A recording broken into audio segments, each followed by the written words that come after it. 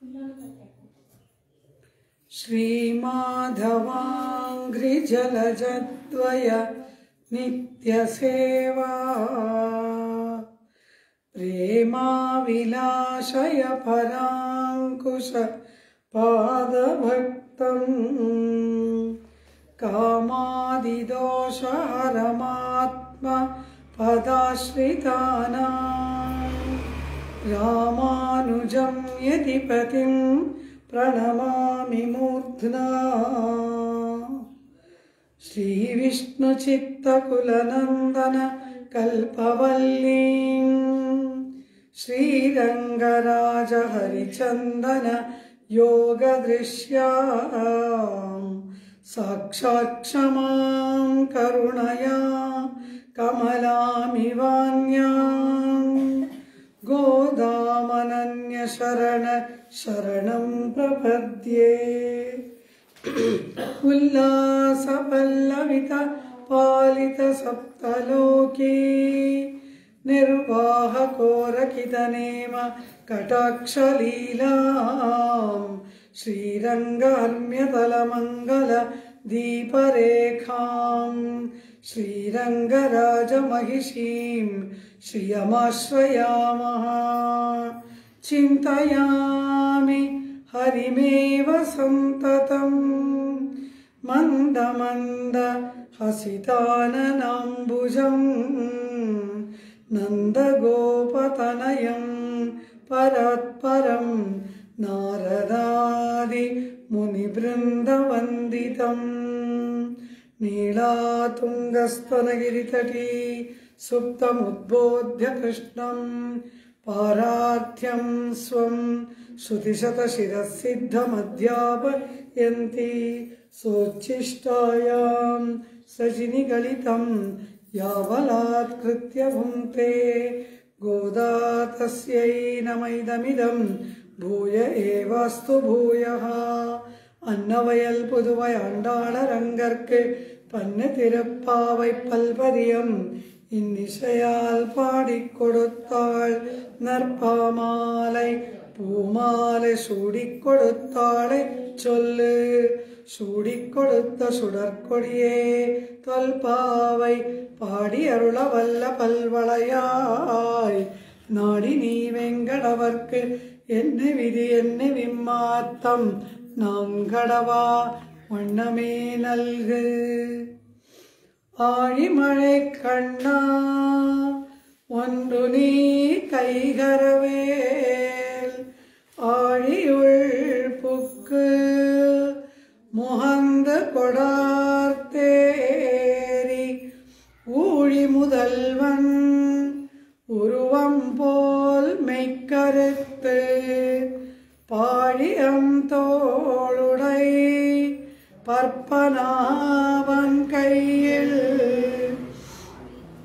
ஆழி போல் மின்னி வலம்பொறி போல் நின்றதிர்ந்து தாளாதே சார்ங்கமுதைத்த சரமழை போல் வாழ உலகினில் பெய்திடாய் நாங்களும் மார்கழி நீராட மகிழ்ந்தேலோர் எம்பாவாய் ஆண்டாள் ತಿರುವಡಿಗಳೇ ಶರಣಂ.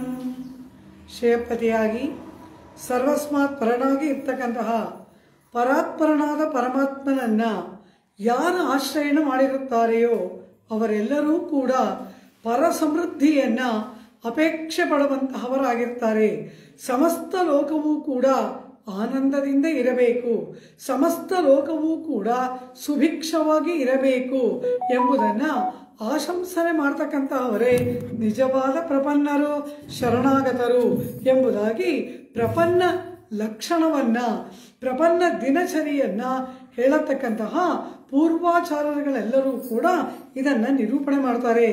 ಎಲ್ಲ ಲೋಕವೂ ಕೂಡ ಎಲ್ಲರೂ ಕೂಡ ಆನಂದವಾಗಿ ಇರಬೇಕು ಎಂಬುದು ಪ್ರತಿಯೊಬ್ಬ ಪ್ರಪನ್ನನಾದವನ ಚಿಂತನೆಯಾಗಿರಬೇಕು. ಪ್ರತಿಯೊಬ್ಬ ಪ್ರಪನ್ನನಾದವನ ಆಶಂಸನೆ ಆ ರೀತಿ ಇರಬೇಕು. ಕಾರಣ ಪರಮಾತ್ಮನಿಗೆ ಪ್ರಿಯನಾದವನು ಯಾರೋ ಅವನು ಎಲ್ಲರನ್ನ ಕ್ಷೇಮವನ್ನು ಬಯಸಬೇಕು. ಕಾರಣ ಎಲ್ಲರೂ ಭಾಗವತೋತ್ತಮರು, ಎಲ್ಲರೂ ಕೂಡ ತದೀಯರು. ಹೇಗೆ ಎಲ್ಲರೂ ಭಾಗವತರ, ಎಲ್ಲರೂ ತದೀಯರ ಎಂದರೆ ಅಲ್ಲಿ ಉತ್ತರವನ್ನು ಕೊಡ್ತಾಳೆ ಆಂಡಾಳ್. 3ನೇ ಪಾಶುರದಲ್ಲಿಯೇ ಉತ್ತರವನ್ನು ಕೊಡ್ತಾಳೆ. ಏನು ಹೇಳ್ತಾಳೆ? ಓಂಗೆ ಉಲಗಳಂದ ಉತ್ತಮನ್ ಎಂದಳಲ್ಲವ. ಅದು ಏನನ್ನ ಹೇಳ್ತಾ ಇದೆ? ಪರಮಾತ್ಮನ ಸಂಬಂಧ ಯಾರ್ಯಾರಿಗಿದೆ ಅವರೆಲ್ಲ ವೈಷ್ಣವರು. ವಿಷ್ಣುವಿನ ಸಂಬಂಧ ಉಳ್ಳವರೆಲ್ಲರೂ ಕೂಡ ವೈಷ್ಣವರಲ್ಲವ. ವಿಷ್ಣುವಿನ ಸಂಬಂಧ ಯಾರಿಗೆ ಇಲ್ಲ? ಪರಮಾತ್ಮ ತ್ರಿವಿಕ್ರಮಾವತಾರವನ್ನು ಮಾಡಿದಾಗ ಎಲ್ಲರ ತಲೆಯ ಮೇಲೆ ತನ್ನ ಪಾದವನ್ನು ಇಟ್ಟನಲ್ಲವ. ಹಾಗೆ ಇಟ್ಟು ಆಳವಂದ ಪ್ರಾರ್ಥನೆ ಮಾಡ್ತಾರೆ. ಪರಮಾತ್ಮ, ನೀನು ಎಂದೋ ಯಾವತ್ತೋ ನಿನ್ನ ಪಾದವನ್ನು ಎಲ್ಲರ ತಲೆಯ ಮೇಲೆ ಇಟ್ಟೆ, ಆದರೆ ಅದರ ಅರಿವೇ ನನಗಾಗಲಿಲ್ಲವಲ್ಲ. ನಿನ್ನ ಪಾದ ನನ್ನ ಶಿರಸ್ಸಿನಲ್ಲಿ ಇದೆ, ನೀನು ನಿನ್ನ ಪಾದಗಳನ್ನು ನನ್ನ ಶಿರಸ್ಸಿನಲ್ಲಿ ಇಟ್ಟಿದ್ದೀಯೇ ಎಂಬ ಅರಿವು ಕೂಡ ನನಗೆ ಏರ್ಪಡಲಿಲ್ಲವಲ್ಲ ಪರಮಾತ್ಮ. ಆದ್ದರಿಂದ ಕದಾ ಪುನಃಶಂಖ ರಥಾಂಗ ಕಲ್ಪಕ ಧ್ವಜಾರವಿಂದಾಂಕುಶ ವಜ್ರಲಾಂಛನಂ ತ್ರಿವಿಕ್ರಮತ್ವತ್ಪಾದಾರವಿಂದಯುಗಳಂ. ಯಾವತ್ತು ಆ ಪಾದಗಳನ್ನು ಧ್ವಜ, ಶಂಖ, ಚಕ್ರ, ಧ್ವಜ, ಪಟ್ಟಸ ಇತ್ಯಾದಿ ಮಂಗಳಕರ ರೇಖೆಗಳಿಂದ ಕೂಡಿದಂತಹ ಆ ಪಾದಗಳನ್ನು ಕದಾ ಯಾವಾಗ ಮತ್ತೆ ನನ್ನ ತಲೆಯ ಮೇಲೆ ಇಡ್ತೀಯ? ನನಗೆ ಅರಿವಾಗುವಂತೆ ಇಡು. ನೀನು ಪಾದವನ್ನು ಇಟ್ಟಿದೀಯಾ, ಇದು ಪರಮಾತ್ಮನ ಪಾದ ನನ್ನ ಶಿರಸ್ಸಿನಲ್ಲಿ ಇದೆ ಎಂಬ ಅರಿವು ನನಗೆ ಏರ್ಪಡುವಂತೆ ಇಡು. ಆಗ ನಿನ್ನ ಪಾದಗಳನ್ನು ಆರಾಧನೆ ಮಾಡಬಹುದಲ್ಲವ, ನಿನ್ನ ಪಾದದ ಸ್ಪರ್ಶವನ್ನು ನಾವು ಪಡೆಯಬಹುದಲ್ಲವ ಪರಮಾತ್ಮ. ಹಾಗೆ ಮಾಡದೆ ಎಲ್ಲಿಯೋ ನೀನು ಯಾವಾಗಲೋ ಮಹಾಬಲಿ ಕೊಟ್ಟ ಎಂಬುದಕ್ಕಾಗಿ ಎಲ್ಲರ ತಲೆಯ ಮೇಲೆ ಪಾದಗಳನ್ನು ಇಟ್ಟ ಎಲ್ಲ ನಾನು ಅರಿತೇನಾ ಪರಮಾತ್ಮ?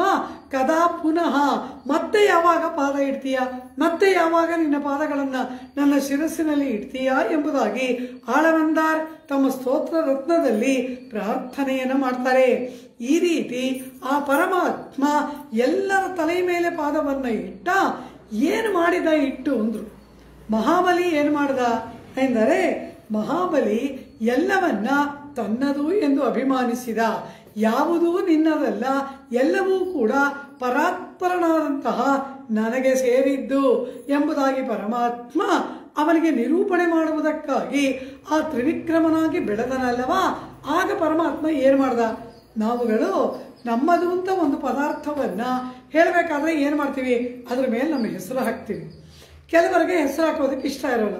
ಯಾವುದೋ ಒಂದು ಚಿಹ್ನೆ, ಒಂದು ಶಂಖ, ಚಕ್ರ, ನಾಮ, ಏನೋ ಒಂದನ್ನು ಆ ಪದಾರ್ಥದ ಮೇಲೆ, ಒಂದು ಬಟ್ಲೋ ಒಂದು ಪದಾರ್ಥವೋ ಏನೋ ತಮಗೆ ಸೇರಿದ ಪದಾರ್ಥದ ಮೇಲೆ ತಮ್ಮದೇ ಆದ ಒಂದು ಚಿಹ್ನೆಯನ್ನು ಆ ಪದಾರ್ಥದ ಮೇಲೆ ಹಾಕ್ತಾರೆ, ಇದು ಇಂಥವ್ರಿಗೆ ಸೇರಿದ್ದು ಅಂತ. ಆ ರೀತಿ ಪರಮಾತ್ಮ ಏನು ಮಾಡ್ದ ಅಂದರು?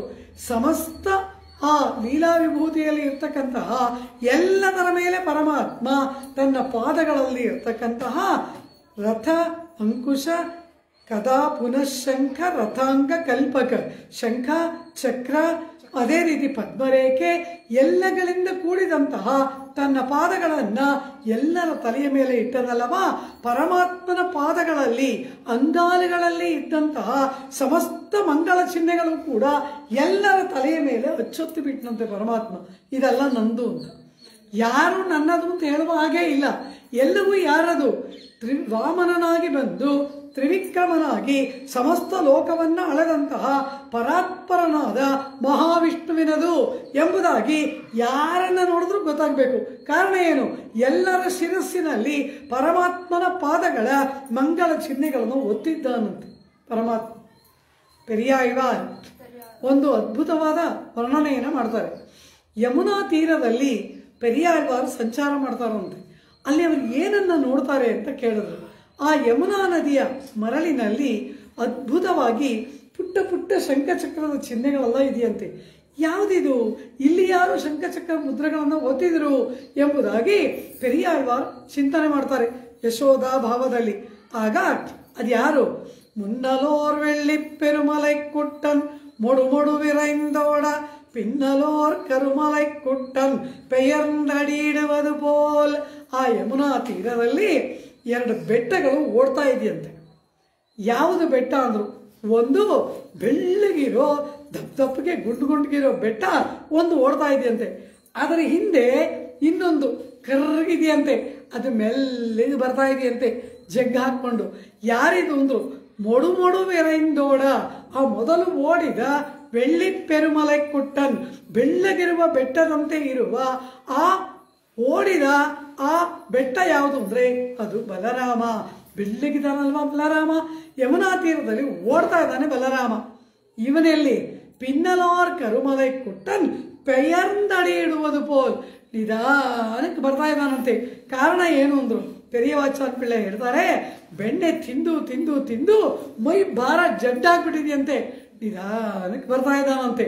ಹಾಗೆ ಬರುವ ಈ ಪುಟ್ಟ ಕೃಷ್ಣ ಪಾದಗಳನ್ನ ಭೂಮಿಯ ಮೇಲೆ ಊರಿ ಊರಿ ನಡೀತಾ ಇದ್ದಾನಲ್ಲವ.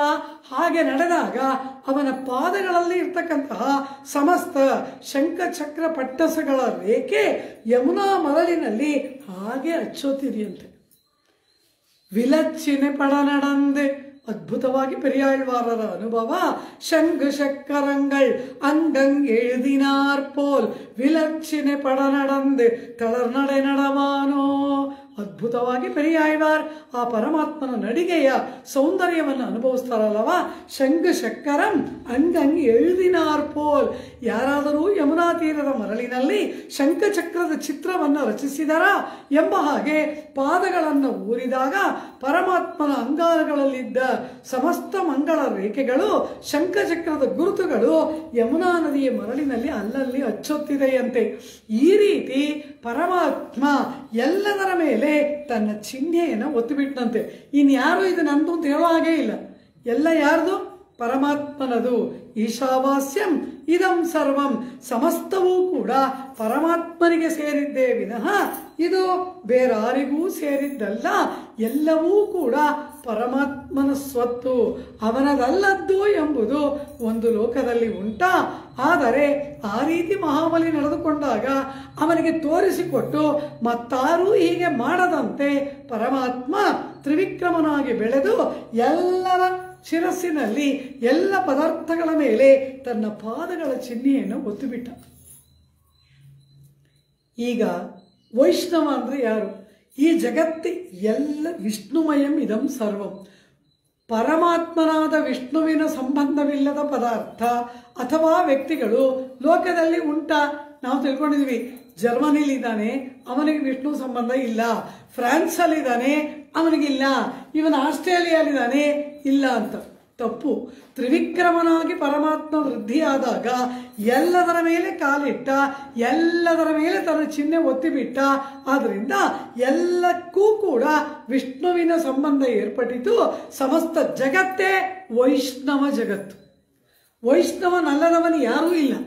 ಆದರೆ ನಾನು ವೈಷ್ಣವ ಎಂಬ ಅರಿವಿಲ್ಲ ಅಷ್ಟೇ. ಅಲ್ಲೆಲ್ಲಿಯೋ ಇರುವವನಿಗೆ ತಾನು ವಿಷ್ಣು ಸಂಬಂಧಿ ಎಂಬುದಾಗಿ ವೈಷ್ಣವನೆಂಬ ಅರಿವಿಲ್ಲದೆ ಇರ್ಬೋದೇ ಹೊರತು, ಆದರೆ ವೈಷ್ಣವನಲ್ಲದವನು ವೈಷ್ಣವಲ್ಲದೇ ಇರ್ತಕ್ಕಂತಹದ್ದು ಯಾವುದೂ ಇಲ್ಲ ಎಂಬುದು ನಮ್ಮ ಸಂಪ್ರದಾಯ. ಆದ್ದರಿಂದಲೇನೆ ಯಾರ ಜೊತೆ ನಡ್ಕೊಳ್ಬೇಕಾದ್ರೂ, ಯಾರ ಜೊತೆ ಮಾತಾಡಬೇಕಾದ್ರೂ ಬಹಳ ಜಾಗರೂಕತೆಯಿಂದ ವರ್ತಿಸಿರಿ.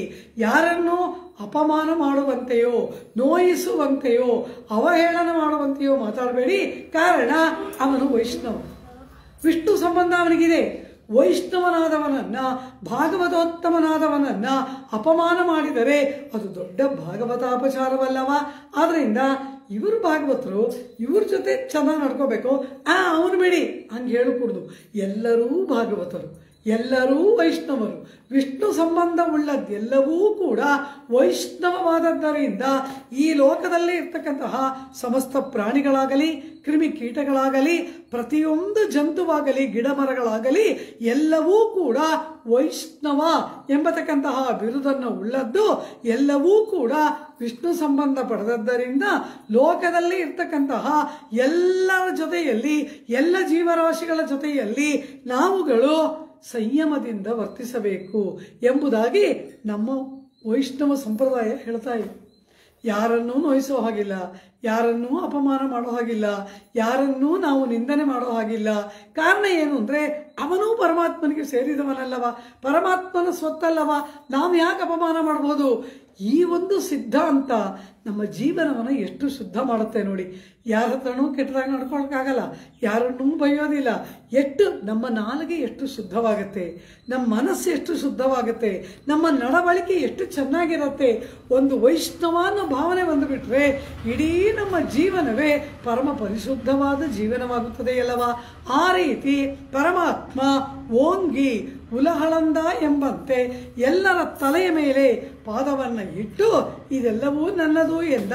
ಅಂತಹ ಆ ಉತ್ತಮನನ್ನ ಗಾನ ಮಾಡಿದಾಗ ಯಾವ ಪ್ರತಿಫಲಾಪೇಕ್ಷೆಯೂ ಇಲ್ಲದೆ ಸ್ವಯಂ ಪ್ರಯೋಜನವಾಗಿ ಪರಮಾತ್ಮನ ಆನಂದಕ್ಕಾಗಿ ಪರಮಾತ್ಮನ ನಾಮ ಸಂಕೀರ್ತನೆಯನ್ನು ಮಾಡಿದ್ದೇ ಆದರೆ ತಿಂಗಿನ್ನಿ ನಾಡೆல்லாம் ತಿಂಗಳ್ ಮುಮ್ಮಾರಿ பெய்து ஓங்கு பெறும் சென்னல் ஊடு கயல்கள பொங்குவளை போதில் பொறிவண்டு கண்படுப்ப தெங்காதே புக்கிருந்து சீர்த்த முளைப்பத்தி வாங்க குடம் நிறைக்கும் வள்ளல் பெரும் பசுக்கள் ನೀಂಗಾದ ಸೆಲ್ವಂ, ಎಂದೂ ಅಳಿಯದ ಆ ಸಂಪತ್ತು ಏರ್ಪಡುತ್ತದೆ, ಅದು ಬರಬೇಕು ಎಂಬುದಾಗಿ ಆಂಡಾಳ್ ನಾಡಿನ ಸಮೃದ್ಧಿಯನ್ನ ಅಪೇಕ್ಷೆ ಪಟ್ಟಳಲ್ಲವಾ? ಇವಳು ಹೀಗೆ ಇವಳ ಸಂಕಲ್ಪ ಮಾಡಿದ್ಲೋ ಇಲ್ವೋ? ಏನು ಸಂಕಲ್ಪ? ತಿಂಗಳ್ ಮುಮ್ಮಾರಿ ಪೆಯ್ದು, ಒಂದು ತಿಂಗಳಿಗೆ 3 ಮಳೆ ಬರಬೇಕು. ಒಂದು ದಿನ ಮಳೆ, 9 ದಿನ ಬಿಸಿಲು, ಒಂದು ದಿನ ಮಳೆ, 9 ದಿನ ಬಿಸಿಲು, ಹೀಗೆ ಒಂದು ತಿಂಗಳಿಗೆ 3 ಮಳೆ ಬರಬೇಕು ಎಂಬುದಾಗಿ ಆಂಡಾಳ್ ಸಕಾಲಿಕವಾಗಿರ್ತಕ್ಕಂತಹ ಮಳೆಯನ್ನ ಆಶಂಸನೆ ಮಾಡಿದಳಲ್ಲವಾ?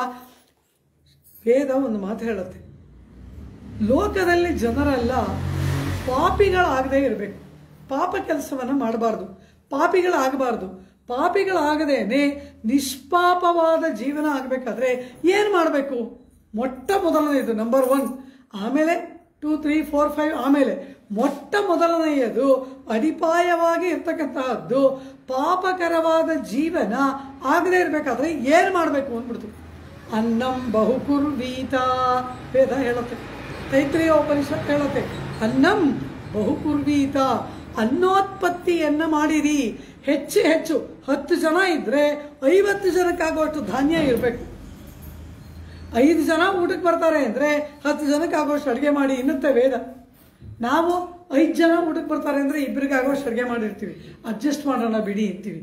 ಇದು ನಮ್ಮ ರೀತಿ ನೀತಿ, ಅದನ್ನು ನಮ್ಮ ವೇದಶಾಸ್ತ್ರ ಒಪ್ಪೋದಿಲ್ಲ. ಅನ್ನಂ ಬಹುಕುರ್ವೀತ, ಅಧಿಕವಾಗಿ ಅನ್ನೋತ್ಪತ್ತಿಯನ್ನು ಮಾಡಬೇಕು. ಒಳ್ಳೆಯ ಚೆನ್ನಾಗಿ ಬೆಳೆಯನ್ನು ಬೆಳಿಬೇಕು, ಚೆನ್ನಾಗಿ ಧಾನ್ಯಗಳನ್ನು ಶೇಖರಣೆ ಮಾಡಬೇಕು, ಅನ್ನವನ್ನು ಬಹುವಾಗಿ ಉತ್ಪತ್ತಿ ಮಾಡಬೇಕು ಅನ್ನತ್ತೆ ವೇದ. ಅನ್ನಂ ಬಹುಕುರ್ವೀತ, ಸರಿ ನನಗಿಷ್ಟ ಬಂದರೆ ಮಾಡ್ತೀನಿ, ಇಲ್ಲದೆ ಹೋದ್ರೆ ತದ್ವ್ರತಂ ಅಂತ ಹೇಳ್ಬಿಡ್ತು. ಅನ್ನಂ ಬಹುಕುರ್ವೀತ ತದ್ವ್ರತಂ ಅಂತ ಹೇಳುತ್ತೆ. ಅಂದರೆ ಪ್ರತಿಯೊಬ್ಬರು ಕೈಗೊಳ್ಳಬೇಕಾದ ಸಂಕಲ್ಪ. ವ್ರತ ಅಂದರೆ ಏನು? ಮಾಡಿಯೇ ತೀರ್ತೇನೆ ಎಂಬ ದೃಢ ಅಧ್ಯವಸಾಯದ ಅನುಷ್ಠಾನಕ್ಕೆ ವ್ರತ ಅಂತ ಹೆಸರು. ಆದ್ರಿಂದ ಅನ್ನೋತ್ಪತ್ತಿ ಎಂಬುದು ಒಂದು ವ್ರತ ಅಂದ್ಬಿಡ್ತು ವೇದ. ಬೆಳೆಯನ್ನು ಬೆಳೆಯೋದು, ಆ ಧಾನ್ಯವನ್ನು ತರೋದು, ಅದನ್ನು ಹಸನು ಮಾಡೋದು, ಪ್ರಸಾದ ಮಾಡಿ ಭಗವಂತನಿಗೆ ನೈವೇದ್ಯ ಮಾಡಿ ಭಾಗವತರಿಗೆ ಕೊಟ್ಟು ನಾವು ಭುಜಿಸುವುದು, ಅದು ಕೂಡ ಪರಮಾತ್ಮನ ಕೈಂಕರ್ಯ. ನಾವು ಭುಜಿಸುವುದು ಕೂಡ ಕೈಂಕರ್ಯ ಅಂದ್ಬಿಡ್ತು ವೇದ. ಅನ್ನಂ ಬಹುಕುರ್ವೀತ ತದ್ವ್ರತಂ ಅಂತ ಹೇಳ್ತಾ ಇದೆ. ಆ ರೀತಿಯಾಗಿ ಅನ್ನ ವ್ರತವನ್ನು ಕೈಗೊಂಡರೆ ಲೋಕದಲ್ಲಿ ಪಾಪ ಕಾರ್ಯ ಬಹಳಷ್ಟು ಕಡಿಮೆ ಆಗುತ್ತೆ.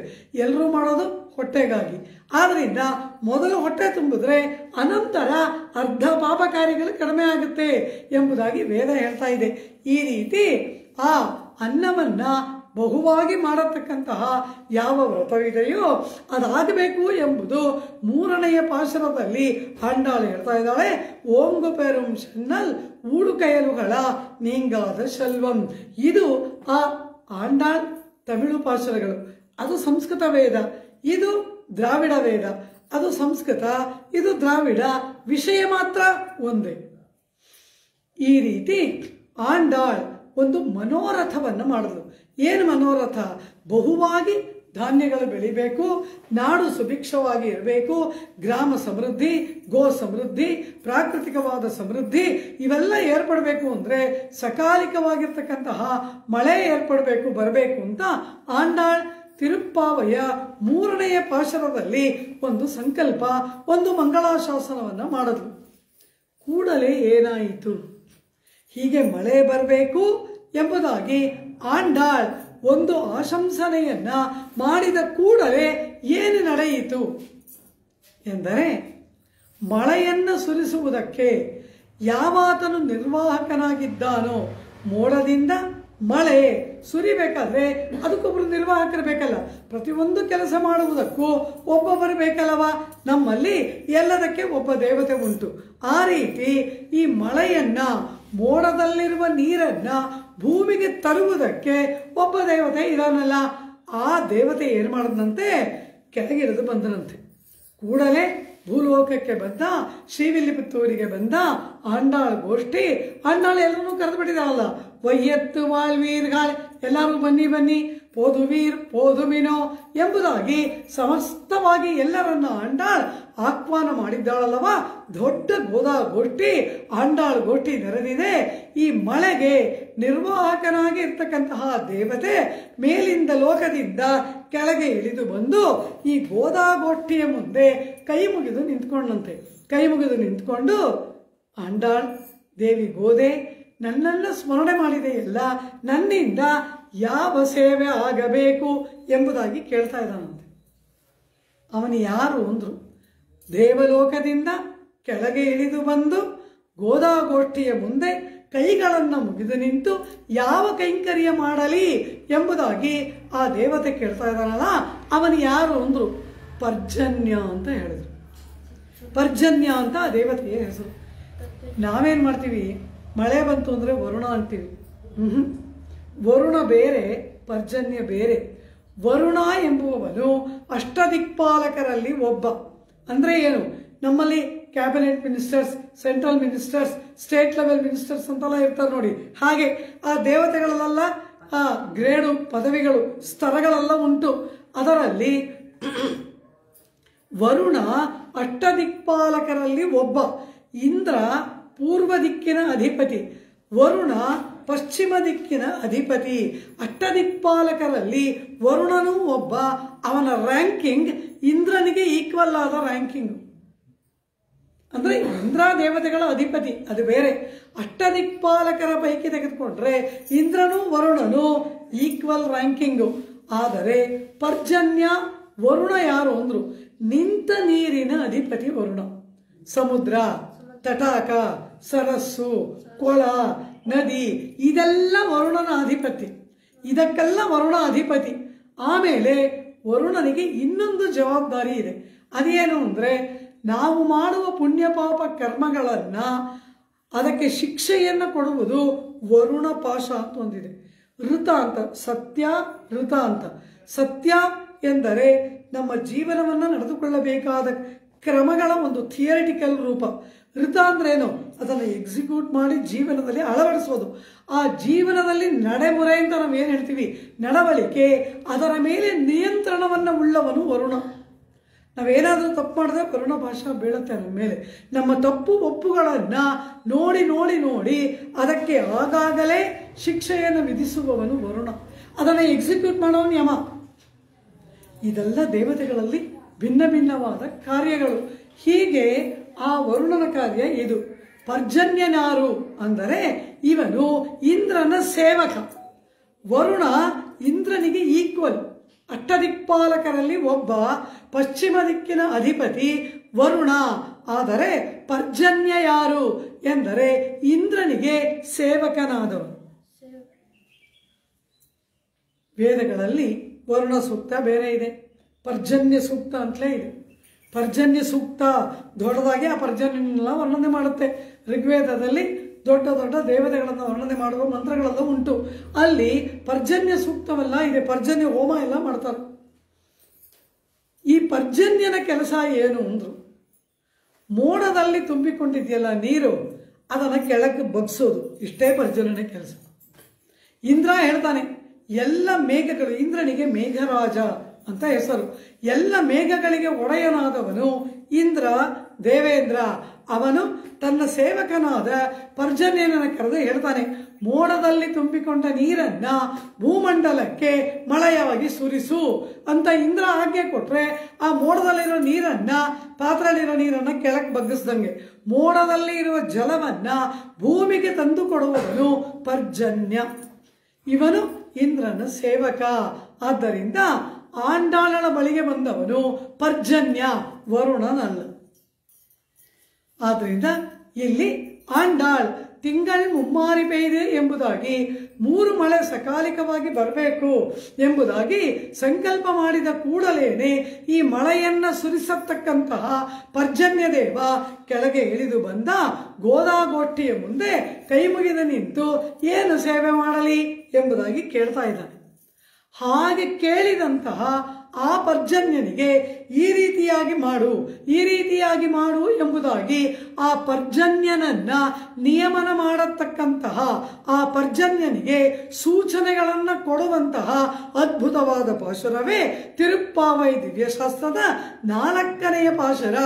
ಆழிಮழை ಕಣ್ಣ ಒಂದು ನೀ ಕೈಗರವೇಲ್ ಎಂಬತಕ್ಕಂತಹ 4ನೆಯ ಪಾಶುರ ತಿರುಪ್ಪಾವೈ ದಿವ್ಯಶಾಸ್ತ್ರದ 4ನೆಯ ಪಾಶುರ ಪರ್ಜನ್ಯನಿಗೆ ಕೊಡುವಂತಹ ಸೂಚನೆಗಳು.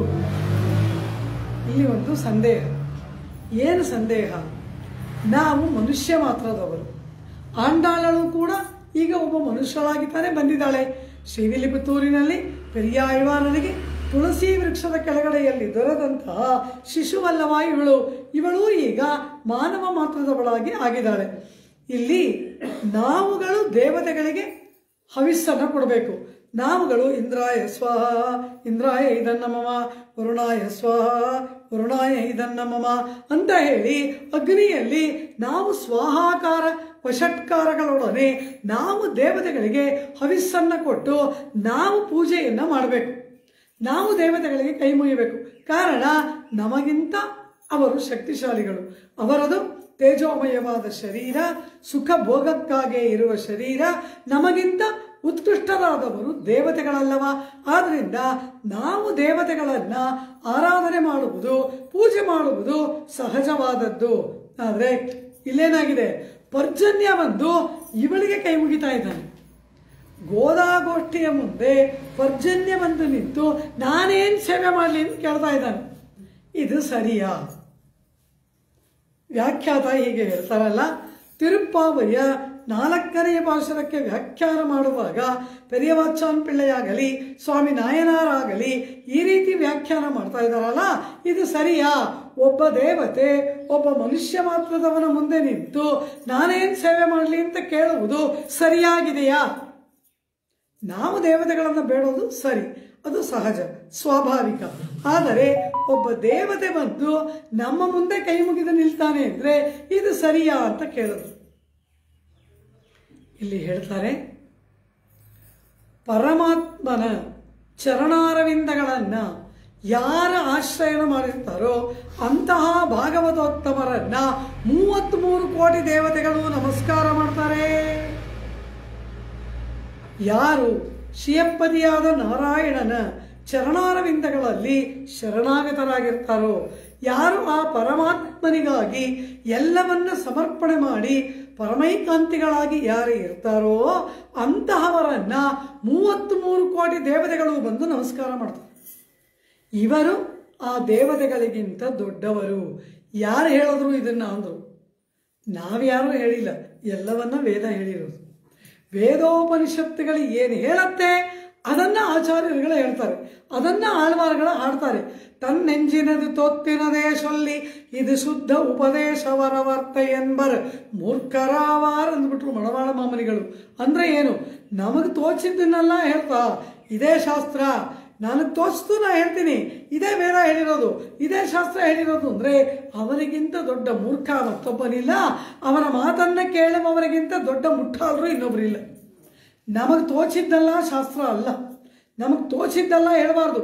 ತನ್ನೆಂಜಿನದು ತೊತ್ತಿನದೇ ಸೊಲ್ಲಿ ಅನ್ನೋದು ಅತಿ ದೊಡ್ಡ ಅಪಚಾರ. ಅದಕ್ಕೆ ಮೇಲೆ ಇನ್ನೊಂದೇನು, ಇವರು ಏನೇನೋ ಹೇಳ್ಬಿಡೋದು, ಇದನ್ನ ವಾಲ್ಮೀಕಿ ಹೇಳಿದ್ದಾರೆ, ವಸಿಷ್ಠರು ಹೇಳಿದ್ದಾರೆ, ವಿಶ್ವಾಮಿತ್ರ ಹೇಳಿದ್ದಾರೆ, ಅದು ಬೇರೆ ಹೇಳ್ಬಿಡೋದು, ಅವರ ಹೆಸರಿಗೆಲ್ಲ ಮಸಿ ಬೆಳೆಯೋದು ದೊಡ್ಡ ಅಪಚಾರ. ಎಲ್ಲಿ ವೇದ ಇದನ್ನು ಹೇಳತ್ತೆ, ತೈತ್ರಿಯೋಪನಿಷತ್ ಹೇಳತ್ತೆ, ತಸ್ಮೈ ದೇವಾಹ ಬಲಿಮಾವಹಂತಿ. ತಸ್ಮೈ ಅಂತಹವನಿಗೆ, ದೇವಾಹ 33 ಕೋಟಿ ದೇವತೆಗಳು ಕೂಡ ಬಲಿಂ ಕಪ್ಪ ಕಾಣಿಕೆಗಳನ್ನು ತಂದು ಒಪ್ಪಿಸಿ, ಆವಹಂತಿ ಆ ಪರಮಾತ್ಮನ ಭಕ್ತರಾದವರಿಗೆ ಕಪ್ಪ ಕಾಣಿಕೆಗಳನ್ನು ಕೊಟ್ಟು ನಮಸ್ಕರಿಸಿ ಅವರನ್ನು 33 ಕೋಟಿ ದೇವತೆಗಳು ಆರಾಧನೆ ಮಾಡ್ತಾರೆ ಎಂಬುದಾಗಿ ತೈತ್ರಿಯ ಉಪನಿಷತ್ ಹೇಳ್ತಾ ಇದೆ. ತಸ್ಮೈ ದೇವಾಹ ಬಲಿಮಾವಹಂತಿ. ತಸ್ಮೈ ಅವನಿಗೆ, ಯಾವನಿಗೆ? ಪರಮಾತ್ಮನಲ್ಲಿ ಸಮಸ್ತ ಭಾರವನ್ನು ವಹಿಸಿ ಶರಣಾಗತನಾಗಿ ಪ್ರಪನ್ನನಾಗಿ ಪರಮೈಕಾಂತಿಯಾಗಿ ಯಾವನಿದಾನೋ ತಸ್ಮೈ ಅಂತಹವನಿಗೆ ದೇವಾಹ 33 ಕೋಟಿ ದೇವತೆಗಳು ಕೂಡ ದಾಸರಾಗಿ ಬರ್ತಾರೆ, ಕಪ್ಪ ಕಾಣಿಕೆಗಳನ್ನು ತಂದು ಒಪ್ಪಿಸ್ತಾರೆ ಅಂತ ವೇದ ಹೇಳ್ತಾ ಇದೆ. ಅಷ್ಟು ಮಾತ್ರನ ವೇದ ಏನೆಲ್ಲ ಹೇಳುತ್ತೆ, ಈ ದೇವತೆಗಳೆಲ್ಲ ಹೇಗಿದ್ದಾರೆ ಅಂತ ಹೇಳಿದ್ರು. ಅದೇ ಉಪನಿಷತ್ ಹೇಳುತ್ತೆ ತೈತ್ರಿಯ, ಭೀಷಾಸ್ಮಾದ್ ವಾತಪ್ಪವತೆ ಭೀಷೋದೇತಿ ಸೂರ್ಯ ಭೀಷಾಸ್ಮಾದ್ ಅಗ್ನಿಶ್ಚೇಂದ್ರಶ್ಚ ಮೃತ್ಯುರ್ಧಾವತಿ ಪಂಚಮೈತಿ ಎನ್ನುತ್ತೆ ಅದೇ ತೈತ್ರಿಯ ಉಪನಿಷತ್ತು.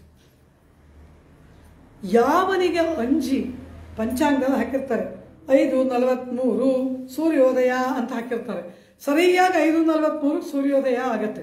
ಪಂಚಾಂಗದಲ್ಲಿ ಪುರೋಹಿತರು ಬರೆದ್ರು ನಕ್ಕ ಸೂರ್ಯ ಬರ್ತಾನೆ. ಭೀಷಾಸ್ಮಾತ್ ಸೂರ್ಯ ಉದಯಿಸುತ್ತಾನೆ. ಪರಮಾತ್ಮನಿಗೆ ಅಂಜಿ ಸೂರ್ಯನ ಉದಯವಾಗುತ್ತೆ. ಅಗ್ನಿಶ್ಚ ಇಂದ್ರಶ್ಚ ಆ ಪರಮಾತ್ಮನಿಗೆ ಅಂಜಿ ಅಗ್ನಿ ತನ್ನ ಕಾರ್ಯವನ್ನು ಮಾಡ್ತಾನೆ, ಇಂದ್ರ ತನ್ನ ಕಾರ್ಯವನ್ನು ಮಾಡ್ತಾನೆ. ಅಟ್ಯಾಕೆ ಮೃತ್ಯುವೂ ಕೂಡ ಯಮನೂ ಕೂಡ ಪರಮಾತ್ಮನನ್ನು ಕಂಡರೆ ಧಾವತಿ ಪಂಚಮೈತಿ ಹೆದರಿ ನಡಿಗೆ ಓಡಿ ಹೋಗ್ತಾನಂತೆ. ಯಾರು? ಯಮನೂ ಕೂಡ ಓಡ್ತಾನಂತೆ. ಪರಮಾತ್ಮನನ್ನ ಕಂಡರೆ ಈ ದೇವತೆಗಳಿಗೆಲ್ಲ ನಡುಕ.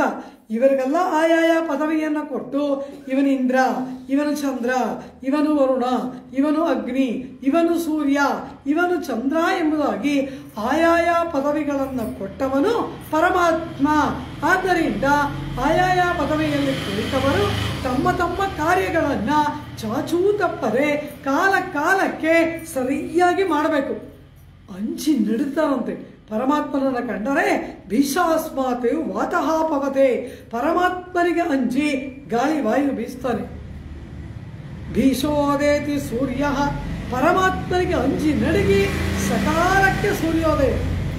ಅಗ್ನಿಶ್ಚ ಇಂದ್ರಶ್ಚ, ಎಲ್ಲ ದೇವತೆಗಳು ಕೂಡ ಪರಾತ್ಪರನಾದ ಶ್ರೀಮನ್ನಾರಾಯಣನಿಗೆ ಅಂಜಿ ನಡುಗಿ ಅವನ ಅಂಕೆಯಲ್ಲಿ ಇದ್ದುಕೊಂಡು ಕಾರ್ಯವನ್ನು ನಿರ್ವಾಹ ಮಾಡ್ತಾರಂತೆ. ಹೀಗೆ ಈ ದೇವತೆಗಳಿಗೆಲ್ಲ ಯಾರು ಪ್ರಭು? ಶ್ರೀಮನ್ನಾರಾಯಣ ಪ್ರಭು. ಈ ನಾರಾಯಣನೇ ಅವರಿಗೆಲ್ಲ ಒಡೆಯ. ಈ ನಾರಾಯಣನಿಗೆ ಅಂಜಿ ಅವರೆಲ್ಲ ಕಾರ್ಯ ಮಾಡ್ತಾರೆ. ಆದರೆ ಈ ನಾರಾಯಣ ಏನು ಮಾಡ್ತಾ ಇದ್ದಾನೆ? ಇವನೇನು ಹೇಳ್ತಾನೆ? ನನಗೆ ಒಡೆಯರು ನನ್ನ ಭಕ್ತರು ಅಂತಾನೆ ಇವನು. ನಾನು ನನ್ನ ಭಕ್ತರಿಗೆ ದಾಸ.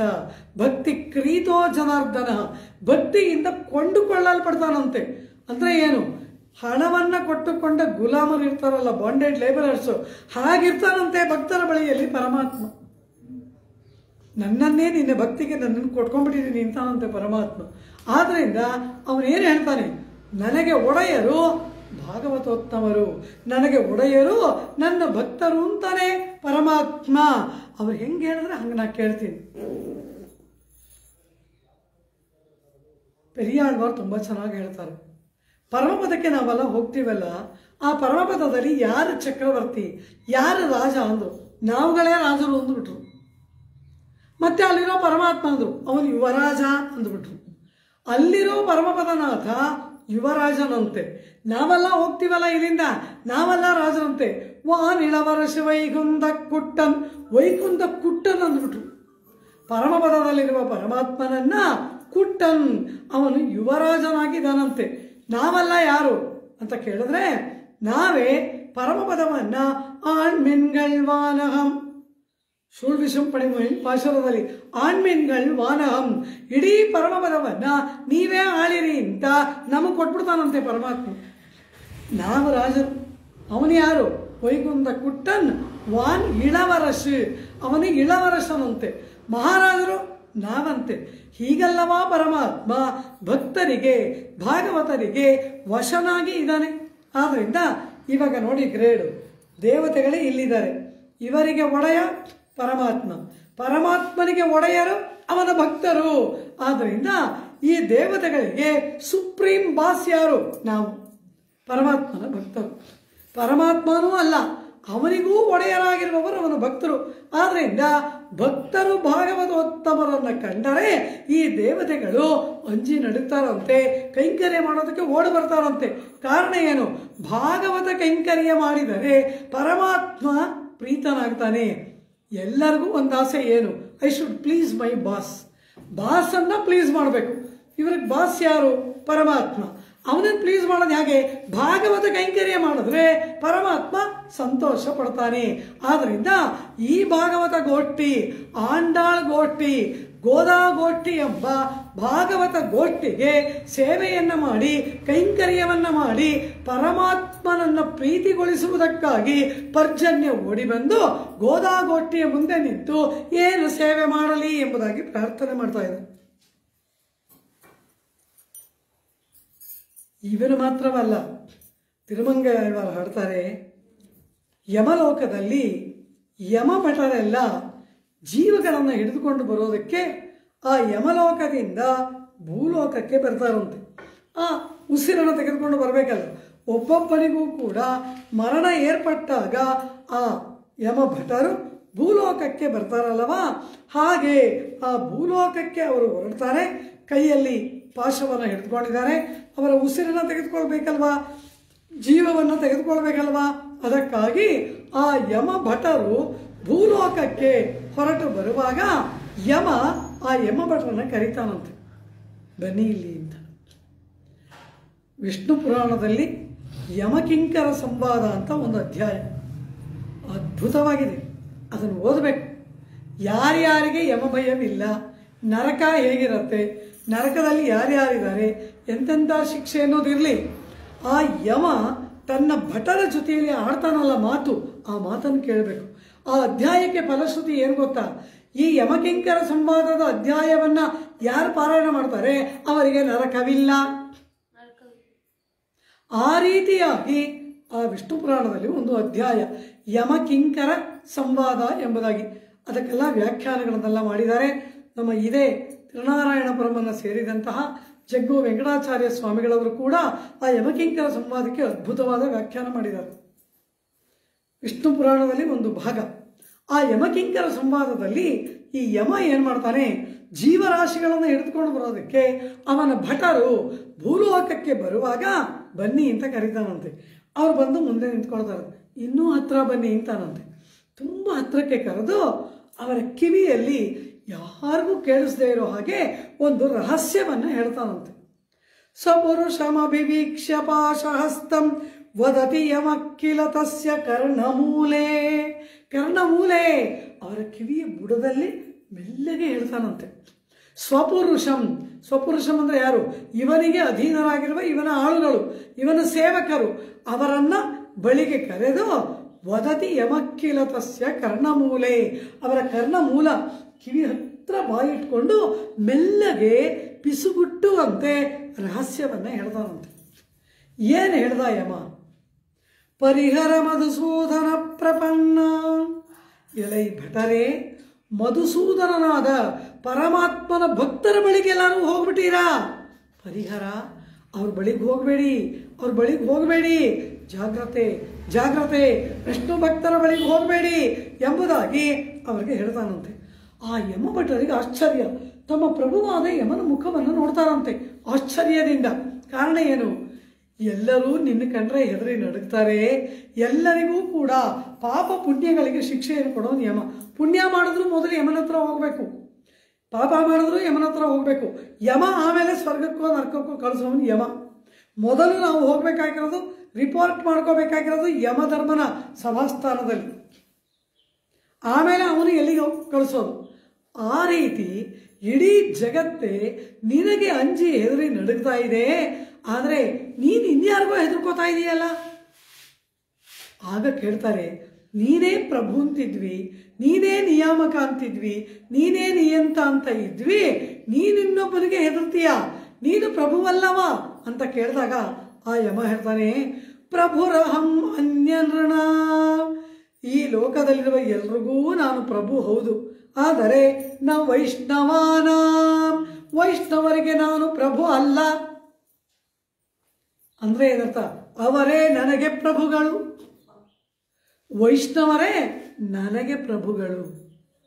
ಪ್ರಭುರಹಂ ಅನ್ಯನೃಣಾಂ ನ ವೈಷ್ಣವಾನಾಂ ಸ್ವಪುರುಷಮಭಿವೀಕ್ಷ್ಯ ಪಾಶಹಸ್ತಂ ವದತಿ ಯಮಕ್ಕಿಲ ತಸ್ಯ ಕರ್ಣಮೂಲೆ ಪರಿಹರ ಮಧುಸೂದನ ಪ್ರಪನ್ನಾನ್ ಪ್ರಭುರಹಂ ಅನ್ಯನೃಣಾಂ ನ ವೈಷ್ಣವಾನಾಂ. ವೈಷ್ಣವರಿಗೆ ನಾನು ಪ್ರಭುವಲ್ಲ. ಅವ್ರ ಬಳಿಗೆಲ್ಲಾದ್ರೂ ಹೋಗ್ಬಿಟ್ಟಿರಾ? ಬೇಡ, ಹೋಗಬೇಡಿ, ಜಾಗ್ರತೆ ಜಾಗ್ರತೆ ಅಂತಾನಂತೆ ಯಮ.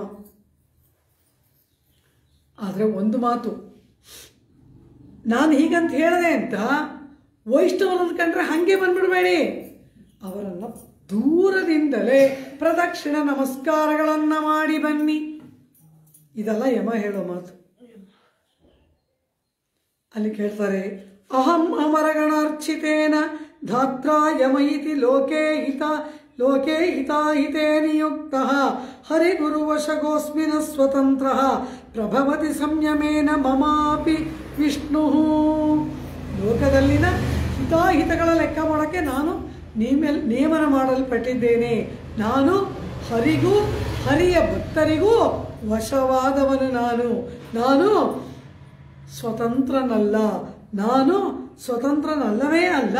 ನ ಸ್ವತಂತ್ರ ಹರಿಗುರು ವಶಗೋಸ್ಮಿ, ಹರಿಗೂ ಹರಿಯ ಭಕ್ತರಿಗೂ ವಶನಾದವನು ನಾನು.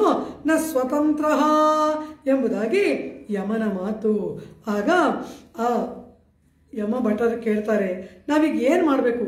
ವಿಷ್ಣು ಭಕ್ತರು ವೈಷ್ಣವರನ್ನ ಗುರುತಿಸುವುದು ಹೇಗೆ? ಇವನ ವೈಷ್ಣವ, ಇವನ ವೈಷ್ಣವನಲ್ಲ, ಇವನ ಪ್ರಾಣವನ್ನು ತೆಗೆದುಕೊಳ್ಬೇಕು, ಅವನ ಹತ್ರ ಹೋಗಬಾರ್ದು, ಇವನ ಹತ್ರ ಹೋಗಬೇಕು, ಇದೆಲ್ಲ ನಮ್ಗೆ ಯಾಕೆ ಗೊತ್ತಾಗುತ್ತೆ ಪ್ರಭು ಎಂಬುದಾಗಿ ಆ ಯಮ ಭಟರ ಕೇಳಿದಾಗ ಯಮ ಹೇಳ್ತಾನೆ, ಕಮಲ ನಯನ ವಾಸುದೇವ ವಿಷ್ಣು ಧರಣಿಧರಾಚ್ಯುತ ಶಂಖಚಕ್ರಪಾಣಿ ಭವಶರಣ ಮಿತೀರಯಂತಿಯೇ ವೈ ತ್ಯಜ ಭಟೇನ ದೂರತರೇಣ ತಾನ ಪರ್ಪಾನ್.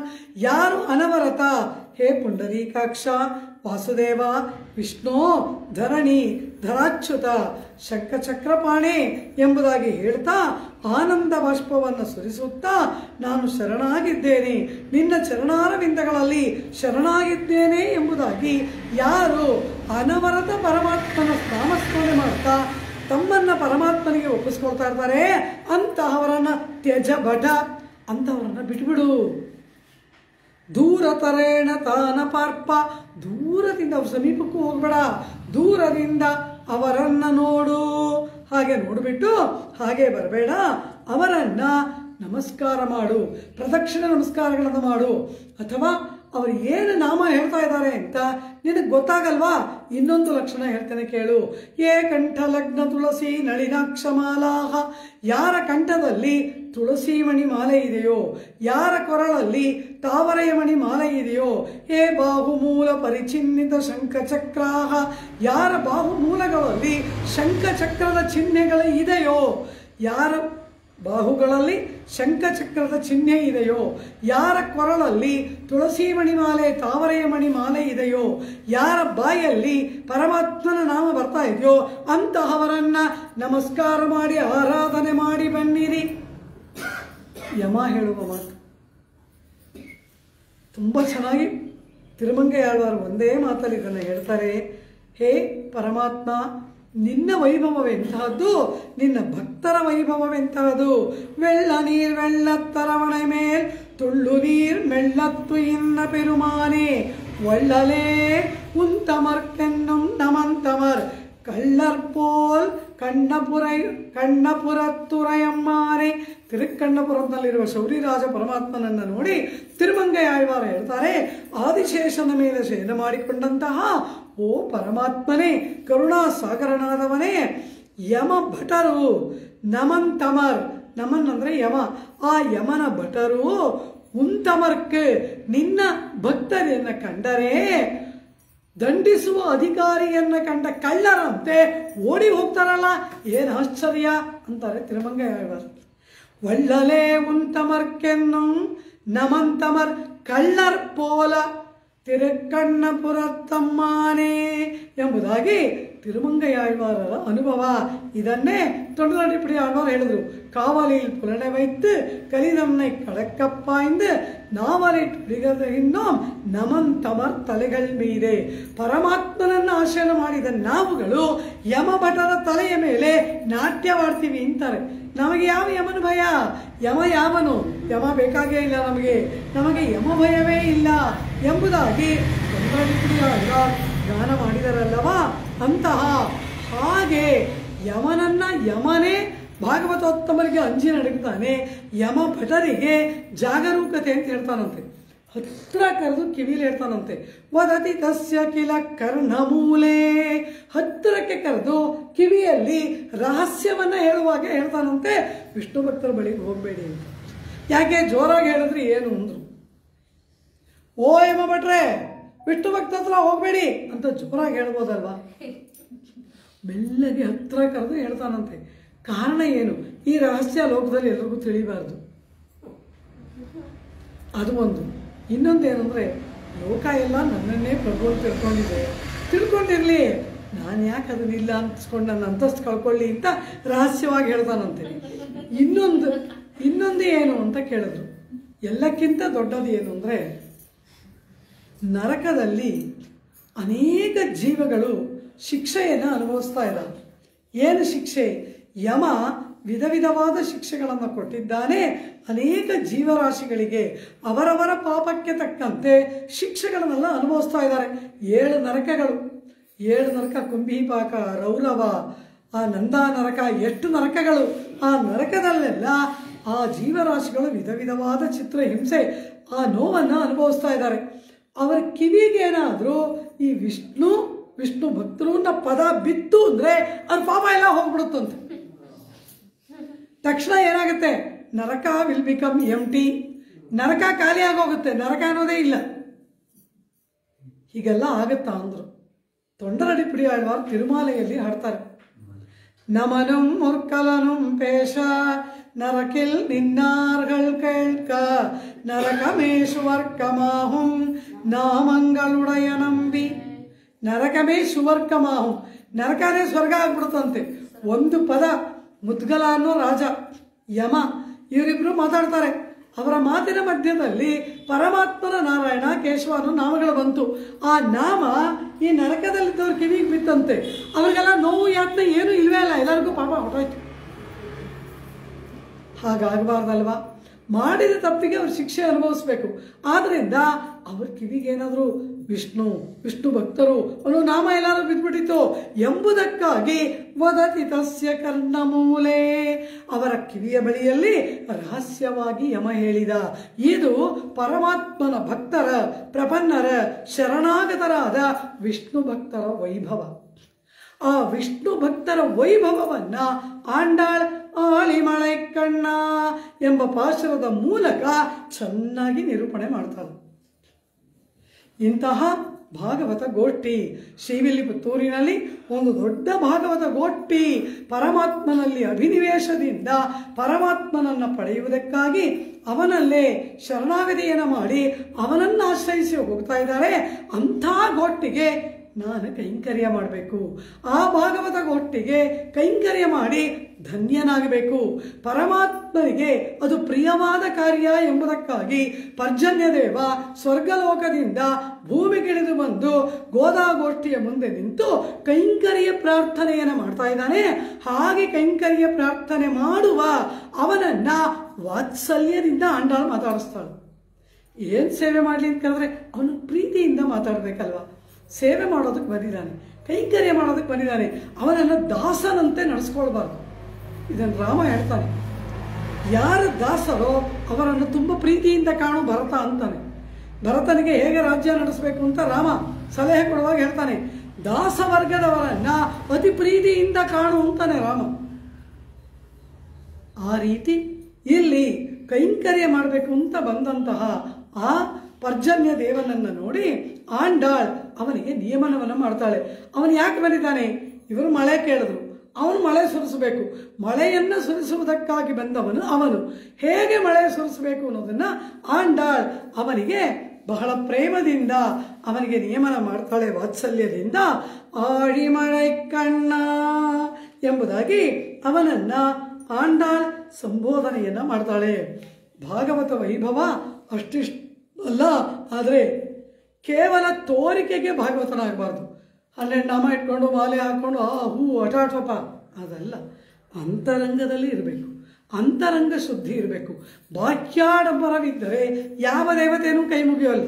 ಅಂತರಂಗದಲ್ಲಿ ಇದ್ದರೆ ಮಾತ್ರ ಇಡೀ ವಿಶ್ವವೇ ಆ ಭಾಗವತೋತ್ತಮನಿಗೆ ತಲೆಬಾಗುತ್ತದೆ. ಅಂತಹ ಆ ಭಾಗವತ ಗೋಷ್ಠಿಯ ಮುಂದೆ ಈಗ ಈ ಪರ್ಜನ್ಯ ದೇವ ಬಂದು ನಿಂತಿದ್ದಾನೆ. ಈ ಪರ್ಜನ್ಯನನ್ನು ನೋಡಿ ಆಂಡಾಳ್ ಆಳಿಮಳೈ ಕಣ್ಣ ಎಂಬುದಾಗಿ ಅವನನ್ನು ಸಂಬೋಧನೆ ಮಾಡ್ತಾಳೆ. ಆಳಿಮಳೈ, ಆಳಿ ಅಂದರೆ ಮಂಡಲ, ಸುತ್ತಾಗಿರುವುದು. ಮಂಡಲ ವರ್ಷಕ್ಕೆ ಅಧಿಪತಿಯಾದವನೇ, ಮಳೆಗೆ ಕಣ್ಣಾದವನೇ ಅಂತ ಕರೀತಾಳೆ. ಅಂದರೆ ಮಳೆಗೆ ನಿರ್ವಾಹಕನಾದವನೇ. ಓ ಪರ್ಜನ್ಯ ದೇವ, ಮಳೆಗೆ ನಿರ್ವಾಹಕನಾದವನೇ, ಮಂಡಲ ವರ್ಷಕ್ಕೆ ನಿರ್ವಾಹಕನಾದವನೇ ಎಂಬುದಾಗಿ ಆ ಪರ್ಜನ್ಯನನ್ನ ಆಂಡಾಳ್ ಸಂಬೋಧನೆ ಮಾಡಿಬಿಟ್ಟು, ಇದೋ ಇಲ್ಲಿದ್ದೀನಿ ಅಡಿಯೇನಂತಾನೆ ಪರ್ಜನ್ಯ. ಆಳಿಮಳೆ ಕಣ್ಣ ಅಂತ ಇವಳು ಕರೆದು ಕೂಡ್ಲೇನೆ ಅಡಿಯೇನಂತಾನೆ. ಏನಾಗಬೇಕು? ಒಂದು ನೀ ಕೈಗರವೇ, ಒಂದು ಸ್ವಲ್ಪವಾದರೂ ಕೂಡ, ಕಿಂಚಿತ್ತಾದರೂ ಕೂಡ ಕೈಕರವೇ, ಕೈ ಹಿಡಿಯಬೇಡ, ನಿನ್ನ ಕೈಯನ್ನ ಸಂಕೋಚ ಮಾಡಬೇಡ. ಅಂದ್ರೆ ಏನರ್ಥ? ಧಾರಾಕಾರವಾಗಿ ಮಳೆಯನ್ನು ಸುರಿಸು. ಕೈ ಸಂಕೋಚ ಮಾಡಬೇಡ ಅಂದ್ರೆ ಏನು? ಧಾರಾಕಾರವಾಗಿ ಮಳೆಯನ್ನ ಸುರಿಸು ಎಂಬುದಾಗಿ ಹೇಳ್ತಾಳೆ. ನೀನು ಉದಾರಮತಿಯಾದವನು. ಪರಮಾತ್ಮ ಒಬ್ಬೊಬ್ಬರಿಗೆ ಒಂದೊಂದು ಕಾರ್ಯವನ್ನು ಕೊಟ್ಟಿದ್ದಾನೆ. ಅದರಲ್ಲಿ ಹೊಡಿ, ಬಡಿ, ಕೊಲ್ಲು, ಚುಚ್ಚು, ಬೇಯಿಸು ಇಂಥ ಕಾರ್ಯವನ್ನು ಯಮನಿಗೆ ಕೊಟ್ಬಿಟ್ಟ. ಲೋಕದಲ್ಲಿ ಬೆಂದವರಿಗೆ, ಬಾಯಾರಿದವರಿಗೆ ತಂಪನ್ನ ಮಾಡುವ ಕೆಲಸವನ್ನ ನಿನಗೆ ಕೊಟ್ಟ. ಎಷ್ಟು ಒಳ್ಳೆ ಕಾರ್ಯವನ್ನು ನಿನಗೆ ಕೊಟ್ಟಿದ್ದಾನೆ ಪರಮಾತ್ಮ. ಅಂದರೆ ಪರಮಾತ್ಮನ ಗುಣ ಎಂಥದ್ದು? ಎಲ್ಲರಿಗೆ ಒಳಿತನ್ನು ಮಾಡುವುದು, ಎಲ್ಲರಿಗೆ ಪ್ರಿಯವಾದದನ್ನು ಮಾಡುವುದು ಪರಮಾತ್ಮನ ಕಾರ್ಯ. ಹಾಗೆ ಪ್ರಿಯವಾದದ್ದನ್ನು ಮಾಡುವ ಕಾರ್ಯವನ್ನು ನಿನಗೆ ಕೊಟ್ಟಿದ್ದಾನೆ ಅಂದರೆ ನಿನ್ನ ಮೇಲೆ ಅವನಿಗೆ ಎಷ್ಟು ವಿಶ್ವಾಸ ಇದೆ. ತುಂಬ ಮುಖ್ಯವಾದ ಕಾರ್ಯ ಒಂದಿದೆ ಅಂದರೆ ಅದು ಯಾರ ಮೇಲೆ ನಮ್ಗೆ ವಿಶ್ವಾಸವೋ ಅವರಿಗೆ ಆ ಕಾರ್ಯವನ್ನು ವಹಿಸ್ತೀವಿ. 8 ಕಪಿಗಳು ದಕ್ಷಿಣ ದಿಕ್ಕನ್ನು ನೋಡಿ ಹೋಗಿದ್ದು ಅಂಗದನ ನೇತೃತ್ವದಲ್ಲಿ. ಎಷ್ಟು ದೊಡ್ಡ ಒಂದು ಕಪಿ ಸೈನ್ಯ ದಕ್ಷಿಣ ದಿಕ್ಕಿಗೆ ಹೋಯಿತು. ಶ್ರೀರಾಮಚಂದ್ರ ಮುದ್ರೆಯುಂಗುರವನ್ನ ಹನುಮಾನನ ಕೈಯಲ್ಲಿ ಮಾತ್ರ ಕೊಟ್ಟು, ಅಂಗದನ ಕೈಯಲ್ಲೂ ಕೊಡಲಿಲ್ಲ, ಜಾಂಬವಾನ್ ಕೈಯಲ್ಲೂ ಕೊಡಲಿಲ್ಲ. ಕಾರಣ ಏನು? ಹನುಮಾನನಲ್ಲಿ ವಿಶ್ವಾಸ. ಆ ವಿಶ್ವಾಸ ಇದ್ದದರಿಂದ ರಾಮನ ಆ ಅಂಗುಳೀಯಕ ಹನುಮಾನನ ಕೈಯಲ್ಲಿ ಕೊಡಲ್ಪಟ್ಟಿತಲ್ಲವ. ಆ ರೀತಿ ಪರಮಾತ್ಮ ತಂಪಾಗಿ ಜನರಿಗೆ ಹಿತವನ್ನ, ಪ್ರಿಯವನ್ನ ಉಂಟು ಮಾಡುವ ಕಾರ್ಯದ ಜವಾಬ್ದಾರಿಯನ್ನ ನಿನಗೆ ಕೊಟ್ಟಿದ್ದಾನೆ ಅಂದರೆ ನೀನು ಉದಾರಮತಿಯಾದವನು, ಪರಮಾತ್ಮನ ಕೃಪೆಗೆ ಪಾತ್ರನಾದವನು. ಕಾರಣ ಈ ಪರ್ಜನ್ಯ ಏನು ಮಾಡ್ತಾನೆ? ಕ್ಷಾರಂ ಕ್ಷಾರಂ ಜಲನಿಧೇ ರಾಧಾಯ ಜೀಮೂತಹೇ ವಿಶ್ವಂ ಜೀವೇಸಿ ಬ್ರವೀಷು ಜಗತಿ ಪ್ರೌಢೋಪಿ ಕಸ್ತೆ ಗುಣಾನೆ. ಸಮುದ್ರದಿಂದ ಉಪ್ಪು ನೀರನ್ನು ಹೀರ್ಕೊಳ್ತೀಯ, ಆದರೆ ಸವಿಯಾದ ನೀರನ್ನು ಕೊಡ್ತೀಯ. ಆ ಉಪ್ಪು ನೀರನ್ನು ಹೀರ್ಕೊಂಡು ಸವಿಯಾದ ನೀರನ್ನು ಕೊಡ್ತಕ್ಕಂತಹ ನಿನಗಿಂತ ಉದಾರರಾದವರು ಲೋಕದಲ್ಲಿ ಬೇರೆ ಉಂಟಾ? ಅಂತಹ ಉದಾರಮತಿಯಾಗಿ ಇರ್ತಕ್ಕಂತಹ ನೀನು, ಈ ಮಳೆ ಬರೋದೊಂದು ರಕ್ಷಣಾ ಕಾರ್ಯ. ಪರಮಾತ್ಮ ರಕ್ಷಕ. ಆ ರಕ್ಷಣಾ ಕಾರ್ಯದ ಒಂದು ಕಾರ್ಯವನ್ನ ನಿನಗೆ ವಹಿಸಿದಾನೆ ಅಂದರೆ ಪರಮಾತ್ಮನ ವಿಶ್ವಾಸಕ್ಕೆ ಪಾತ್ರನಾದ ಓ ಉದಾರಮತಿಯಾದ ಪರ್ಜನ್ಯನೇ, ಒಂದು ನೀ ಕೈಗರವೇ, ಸ್ವಲ್ಪವಾದರೂ ಕೂಡ ಕೈ ಹಿಡಿಯಬೇಡ. ಆ ಮೋಡ ಪ್ರತ್ಯುಪಕಾರಂ ವಿನಾ ವರ್ಷಸಿ, ಯಾವ ಪ್ರತ್ಯುಪಕಾರವನ್ನು ಕೂಡ ಅಪೇಕ್ಷೆ ಪಡದೆ ಮಳೆಯನ್ನು ಸುರಿಸತಕ್ಕಂತಹದ್ದು ಆ ಮೋಡದ ಕೆಲಸ. ಅಂಥ ಕಾರ್ಯವನ್ನು ಮಾಡುವ ನೀನು ಒಂದು ನೀ ಕೈಗರ ಮೇಲ್, ಸ್ವಲ್ಪವಾದರೂ ಕೂಡ ನಿನ್ನ ಕೈಗಳನ್ನು ಸಂಕೋಚ ಮಾಡಿಕೊಳ್ಳದೆ ಧಾರಾಕಾರವಾಗಿ ಮಳೆಯನ್ನು ಸುರಿಸು.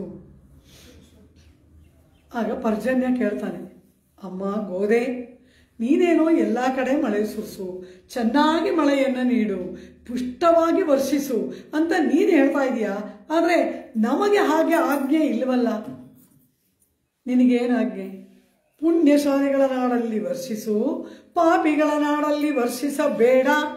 ಇದು ಅವನಿಗೆ ನಿಯಮನ. ಪಾಪಿಗಳಿರೋ ನಾಡಲ್ಲಿ ಮಳೆ ಬರೋಲ್ಲ, ಬೆಳೆ ಹಾಳಾಗುತ್ತೆ, ಕ್ಷಾಮ ಬರುತ್ತೆ, ರೋಗ ರುಜಿನಗಳು ಬರುತ್ತೆ. ಹೀಗೆ ಪಾಪಿಗಳ ನಾಡಿನಲ್ಲಿ ಮಳೆ ಸುರಿಸಬಾರದು, ಪುಣ್ಯಶಾಲಿಗಳ ನಾಡಿನಲ್ಲಿ ಮಳೆ ಸುರಿಸು ಅನ್ನೋದು ನಮಗೆ ನಿಯಮನ ಆಗಿರೋದು. ಪರಮಾತ್ಮ ನಮಗೆ ಮಾಡಿದ ನಿಯಮನ. ನೀ ನೋಡಿದ್ರೆ ಎಲ್ಲ ಕಡೆ ಮಳೆ ಸುರಿಸು ಅಂತೀಯ, ಏನು ಮಾಡುವುದು? ಆಂಡ ಹೇಳ್ತಾವಂತೆ, ಅಯ್ಯ ಪರಮಾತ್ಮನ ಗೋಷ್ಠಿಯಲ್ಲಿರುವಾಗ ಅವನೇನು ಹೇಳ್ತಾನೋ ಹಂಗೆ ಮಾಡ್ಕೊಂಡು ಹೋಗು. ಈಗ ಇದು ಅಂತಃಪುರ ಗೋಷ್ಠಿ ಇದೆ, ಇದು ಅಂತಃಪುರ ಗೋಷ್ಠಿ ಅಂತೆ. ಅಂದರೆ ಏನು? ಪರಮಾತ್ಮನ ಪತ್ನಿ ವರ್ಗ. ಗೋದಾಗೋಷ್ಠಿ ಎಲ್ಲ ಪರಮಾತ್ಮನ ಪತ್ನಿ ವರ್ಗವಲ್ಲವ, ಅಂತಃಪುರ ಗೋಷ್ಠಿ ಅಂತೆ. ಸುಂದರವಾಗಿ ಪೆರಿಯವಚನ ಪಿಳ್ಳೆ ಹೇಳ್ತಾರೆ, ಅಂತಃಪುರ ಗೋಷ್ಠಿ ಇದು. ಇಲ್ಲಿರೋರೆಲ್ಲ ಪರಮಾತ್ಮನ ಪತ್ನಿಯರು. ಅಂತಃಪುರ ಗೋಷ್ಠಿ, ಅಂತಃಪುರ ಗೋಷ್ಠಿಯಲ್ಲಿ ಇವನು ಪಾಪಿ, ಅವನು ಪುಣ್ಯ, ಅವನು ದೊಡ್ಡವನು, ಇವನು ಚಿಕ್ಕವನು ಎಂಬ ಭೇದ ಭಾವ ಇಲ್ಲ ಅಂದ್ಬಿಟ್ರು. ಹೇಗೆ ಎಂದರು? ಪರಮಾತ್ಮನ ಗೋಷ್ಠಿ ಎಂಥದ್ದು, ಪಿರಾಟಿ ಗೋಷ್ಠಿ ಎಂಥದ್ದು ಅಂತ ಕೇಳಿದ್ರು. ಸುಂದರವಾಗಿ ಉತ್ತರವನ್ನು ಕೊಟ್ಟವರು ಸ್ವಾಮಿ ಪರಾಶರ ಭಟ್ಟರ್ ಶ್ರೀಗುಣರತ್ನಕೋಶ ದಿವ್ಯ ಸ್ತೋತ್ರದಲ್ಲಿ ಅದ್ಭುತವಾಗಿ ಹೇಳ್ತಾರೆ. ಪ್ರತಿನಿತ್ಯ ತಾಯಾರ ಮುಂದೆ ಈ ಸ್ತೋತ್ರವನ್ನು ನಾವು ಹೇಳ್ತೀವಿ, ಅದ್ಭುತವಾಗಿ ಹೇಳ್ತೀವಿ. ಮಾತರ್ಮೈಥಿಲಿ ರಾಕ್ಷಸಿ ಸ್ವೈದೈ ವಾರ್ದ್ರಾಪರಾಧಸ್ತ್ವಯ ರಕ್ಷಂತ್ಯ ಪವನಾತ್ಮಜಾಲಘುತರ ರಾಮಸ್ಯ ಗೋಷ್ಠೀಕೃತ. ಅದ್ಭುತವಾದ ಮಾತು. ಎಂಥ ಸ್ತೋತ್ರವನ್ನು ಮಾಡಿ ಆ ಜಗನ್ಮಾತೆಯಾದ ಪಿರಾಟಿಯ ಕರುಣೆಯನ್ನು ನಮಗೆ ಪರಾಶರ ಭಟ್ಟರು ತೋರಿಸಿಕೊಡ್ತಾರೆ. ಒಬ್ಬ ವಿಭೀಷಣ ಬಂದ, ರಾಮನಲ್ಲಿ ಶರಣಾಗತಿಯನ್ನು ಮಾಡಿ ಆ ವಿಭೀಷಣ ಬಂದ ವಿಭೀಷಣ ಎಷ್ಟೊತ್ತು ಅಂತರಿಕ್ಷದಲ್ಲಿ ನಿಂತಿದ್ದ. ಇಲ್ಲಿ ಕೆಳಗಡೆ ಎಷ್ಟು ಚರ್ಚೆ, ಒಂದೊಂದು ಕವಿ ಒಂದೊಂದು ಅಭಿಪ್ರಾಯ ಹೇಳ್ತಾ ಇದೆ. ವಿಭೀಷಣನನ್ನು ಸೇರಿಸ್ಕೋಬಾರ್ದು ಅಂತ 1,000 ಹೇಳುತ್ತೆ, ವಿಭೀಷಣನನ್ನು ಸೇರಿಸ್ಕೋಬಹುದು ಅಂತ 1,00,000 ಹೇಳುತ್ತೆ. ಒಂದೊಂದು. ಸುಗ್ರೀವ ಏನು ಹೇಳ್ತಾನೆ? ಅಯ್ಯಯ್ಯೋ, ಅವನು ರಾವಣನೇ ವಿಭೀಷಣನ ವೇಷದಲ್ಲಿ ಬಂದಿರಬಹುದು, ಆದ್ರಿಂದ ಆ ವಿಭೀಷಣನನ್ನು ಅಂಗೀಕಾರ ಮಾಡಬಾರ್ದು. ಮಮ ಚಾಪ್ಯಂತರಾತ್ಮಾಯಂ ಶುದ್ಧಂ ವೇತ್ತಿ ವಿಭೀಷಣಂ ಅಂತ ಆಮೇಲೆ ಹೇಳ್ತಾನೆ ಸುಗ್ರೀವ. ಮೊದಲು ಏನು ಹೇಳ್ದ? ಕೂಡುದು ಯಶಃ ಸರ್ವಾಯುಧೋಪೇತಃ, ಸಕಲಾಯುಧಗಳನ್ನು ಹಿಡ್ಕೊಂಡು ಬಂದ್ಬಿಟ್ಟಿದ್ದಾನೆ. ವಿಭೀಷಣ ಏನೂ ಹಿಡ್ಕೊಂಡು ಬರಲಿಲ್ಲ, ಒಂದು ಗದೆ ಹಿಡ್ಕೊಂಡ್ಬಂದ. ಉತ್ಪಪಾತ ಗದಾಪಾಣಿ ಅಂತಾರೆ ವಾಲ್ಮೀಕಿ. ರಾವಣನ ಆಸ್ಥಾನದಿಂದ ಬರುವಾಗ ಕೈಯಲ್ಲಿ ಒಂದು ಗದೆ ಹಿಡ್ಕೊಂಡು ಎದ್ದಿಂತ ಬಂದ ಅಂದರು. ಇಲ್ಲಿ ನೋಡಿದ್ರೆ ಸುಗ್ರೀವ ಹೇಳ್ತಾನೆ ಯಶಃ ಸರ್ವಾಯುಧೋಪೇತಃ, ಸಕಲಾಯುಧಗಳನ್ನು ಹಿಡ್ಕೊಂಡು ಬಂದ್ಬಿಟ್ಟಿದ್ದಾನೆ ವಿಭೀಷಣ ಅಂದರು. ಸಕಲಾಯುಧಗಳನ್ನು ಹಿಡ್ದಿದ್ದಾನ? ಇಲ್ವಲ್ಲ ಅಂದರು. ಸಾಕ, ನಿನ್ನನ್ನು ಸೋಲ್ಸಕ್ಕೆ ಒಂದು ಆಯುಧ ಸಾಲ್ದ ಅಂದ ಸುಗ್ರೀವ. ಯಾವ ಆಯುಧ? ಇದು ಒಂದು ಸಾಲ್ದ? ಹೇಗೆ ಬಂದಿದ್ದಾನೆ ವಿಭೀಷಣ? ಸರ್ವಲೋಕ ಶರಣ್ಯಾಯ ರಾಘವಾಯ ಮಹಾತ್ಮನೆ. ಇದು ಒಂದು ಸಾಲ್ದ ನಿನ್ನನ್ನು ಸೋಲ್ಸೋಕ್ಕೆ? ಇದು ಒಂದಿದ್ರೆ ಸಕಲಾಯುಧಗಳು ಇದ್ದಂಗೆ. ಹೀಗೆ ಬಂದಿದ್ದಾನಲ್ವ? ಬೇಡ, ಅವನನ್ನು ಸೇರಿಸ್ಕೊಳ್ಳೋದು ಬೇಡ. ಅವನು ರಾವಣನೇ ವಿಭೀಷಣದ ವೇಷದಲ್ಲಿ ಬಂದಿರ್ಬೋದು. ಆದ್ದರಿಂದ ಇವನು ಬಂದ ಕಾಲ ಸರಿ ಇಲ್ಲ, ಇವನು ಬಂದ ರೀತಿ ಸರಿ ಇಲ್ಲ, ಇವನು ಬಂದ ಸ್ಥಳ ಸರಿ ಇಲ್ಲ. ಒಂದೊಂದು ಕಪಿ ಒಂದೊಂದು ಹೇಳುತ್ತೆ. ಆ ವಿಭೀಷಣನನ್ನ, ಶರಣಾಗತನಾಗಿ ಬಂದ ವಿಭೀಷಣನನ್ನ ಅಂಗೀಕಾರ ಮಾಡೋದಕ್ಕೆ ಎಷ್ಟು ಚರ್ಚೆಗಳು, ಎಷ್ಟು ಸಂವಾದಗಳು, ಎಷ್ಟು ಹೋರಾಟಗಳು, ಎಷ್ಟು ಕಾಲವ್ಯಯ, ಏನೆಲ್ಲ ಆಗಿ ಕೊನೆಗೆ ಆ ರಾಮ ಆ ವಿಭೀಷಣನನ್ನು ನೋಡಿ, ಎಲೈ ಸುಗ್ರೀವ ಯದಿವಾ ರಾವಣ ಸ್ವಯಂ ವಿಭೀಷಣೋ ವಾ ಸುಗ್ರೀವ ಯದಿವಾ ರಾವಣ ಸ್ವಯಂ ಆನಯೈ ನಮ್ಮ ಹರಿಶ್ರೇಷ್ಠ ದತ್ತಮಸ್ಯ ಅಭಯಂ ಮಯ. ಕರ್ಕೊಂಡು ಬಾ ಅವನನ್ನ, ರಾವಣನೇ ಬಂದಿದ್ರು ಪರವಾಗಿಲ್ಲ, ಕರ್ಕೊಂಬ ಅಂತ. ಎಷ್ಟು ಹೇಳಕ್ಕೆ ಎಷ್ಟು ಚರ್ಚೆ ಆಯಿತು. ಆದರೆ ಸೀತೆಯನ್ನು ಅನವರತ ಹಿಂಸೆ ಮಾಡಿದವರು 700 ರಾಕ್ಷಸಿಗಳು. ಏಕಕರ್ಣಿ, ಏಕಾಕ್ಷಿ, ಒಬ್ಳಿಗೆ ಒಂದೇ ಕಣ್ಣು, ಒಬ್ಳಿಗೆ ಹೊಟ್ಟೆಲ್ ಕಣ್ಣು, ಒಬ್ಳಿಗೆ ಮೂಗೇ ಇಲ್ಲ. ಈ ರೀತಿಯಾದ ಕುರೂಪಿಗಳಾದ 700 ರಾಕ್ಷಸಿಗಳು ಸೀತೆಯನ್ನು ಸುತ್ತುವರೆದಿದ್ರು. ತ್ರಿಜಟೆಗೆ ಒಂದು ಸ್ವಪ್ನ ಬಂದ್ಬಿಡ್ತು. ಏನು ಸ್ವಪ್ನ? ರಾವಣ ಕೆಂಪು ವಸ್ತ್ರವನ್ನು ತೊಟ್ಟು ಕೆಂಪು ಹೂವಿನ ಮಾಲೆಯನ್ನು ಹಾಕ್ಕೊಂಡು ಎಣ್ಣೆಯನ್ನು ಕುಡಿತಾ ಕತ್ತೆಯ ಮೇಲೆ ಕುಳಿತುಕೊಂಡು ದಕ್ಷಿಣ ದಿಕ್ಕಿಗೆ ಹೋಗೋ ಹಾಗೆ ಸ್ವಪ್ನ ಬಂದ್ಬಿಡ್ತು. ಇದು ಮರಣದ ಸಂಕೇತ. ಆ ತ್ರಿಜಟ ವಿಭೀಷಣನ ಮಗಳು ಬಂದು ಹೀಗೆ ಸ್ವಪ್ನ ಆಯಿತು ಅಂತ ಹೇಳಿದ್ಲೋ ಇಲ್ವೋ, ಈ 700 ರಾಕ್ಷಸಗಳು ಅಳಕ್ಕೆ ಪ್ರಾರಂಭ ಮಾಡಿದ್ರು. ಅಯ್ಯಯ್ಯೋ, ನಮ್ಮ ರಾವಣ ಸತ್ತೋಗ್ತಾನ, ರಾವಣನಿಗೆ ಮರಣವ, ರಾಮ ಬರ್ತಾನ, ಈ ಸೀತೆಯನ್ನು ಇಷ್ಟು ಹಿಂಸೆ ಮಾಡಿದೀವಲ್ಲ, ನಮ್ಮ ಪರಿಸ್ಥಿತಿ ಏನಾಗುತ್ತೋ, ರಾಮ ನಮ್ಮನ್ನು ಏನು ಮಾಡ್ತಾನೋ, ಹೋ ಅಂತ ಇವೆಲ್ಲ ಅಳುತ್ತವೆ. ಸೀತೆ ನೋಡಿದ್ಲು, ಎಲ್ಲ ನನ್ನನ್ನು ಹಿಂಸೆ ಮಾಡ್ತಾ ಇದ್ವು.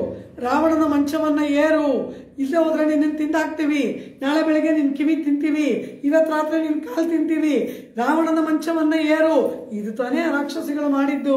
ಹೀಗೆ ಅನವರತ ತನ್ನನ್ನು ಹಿಂಸೆ ಮಾಡ್ತಾ ಇದ್ದ ರಾಕ್ಷಸಿಗಳಲ್ಲ ಇವತ್ತೇನು ಅಳ್ತಾ ಕೂತಿದಾರಲ್ಲ, ಏನಾಯಿತು ಅಂದ್ಲು.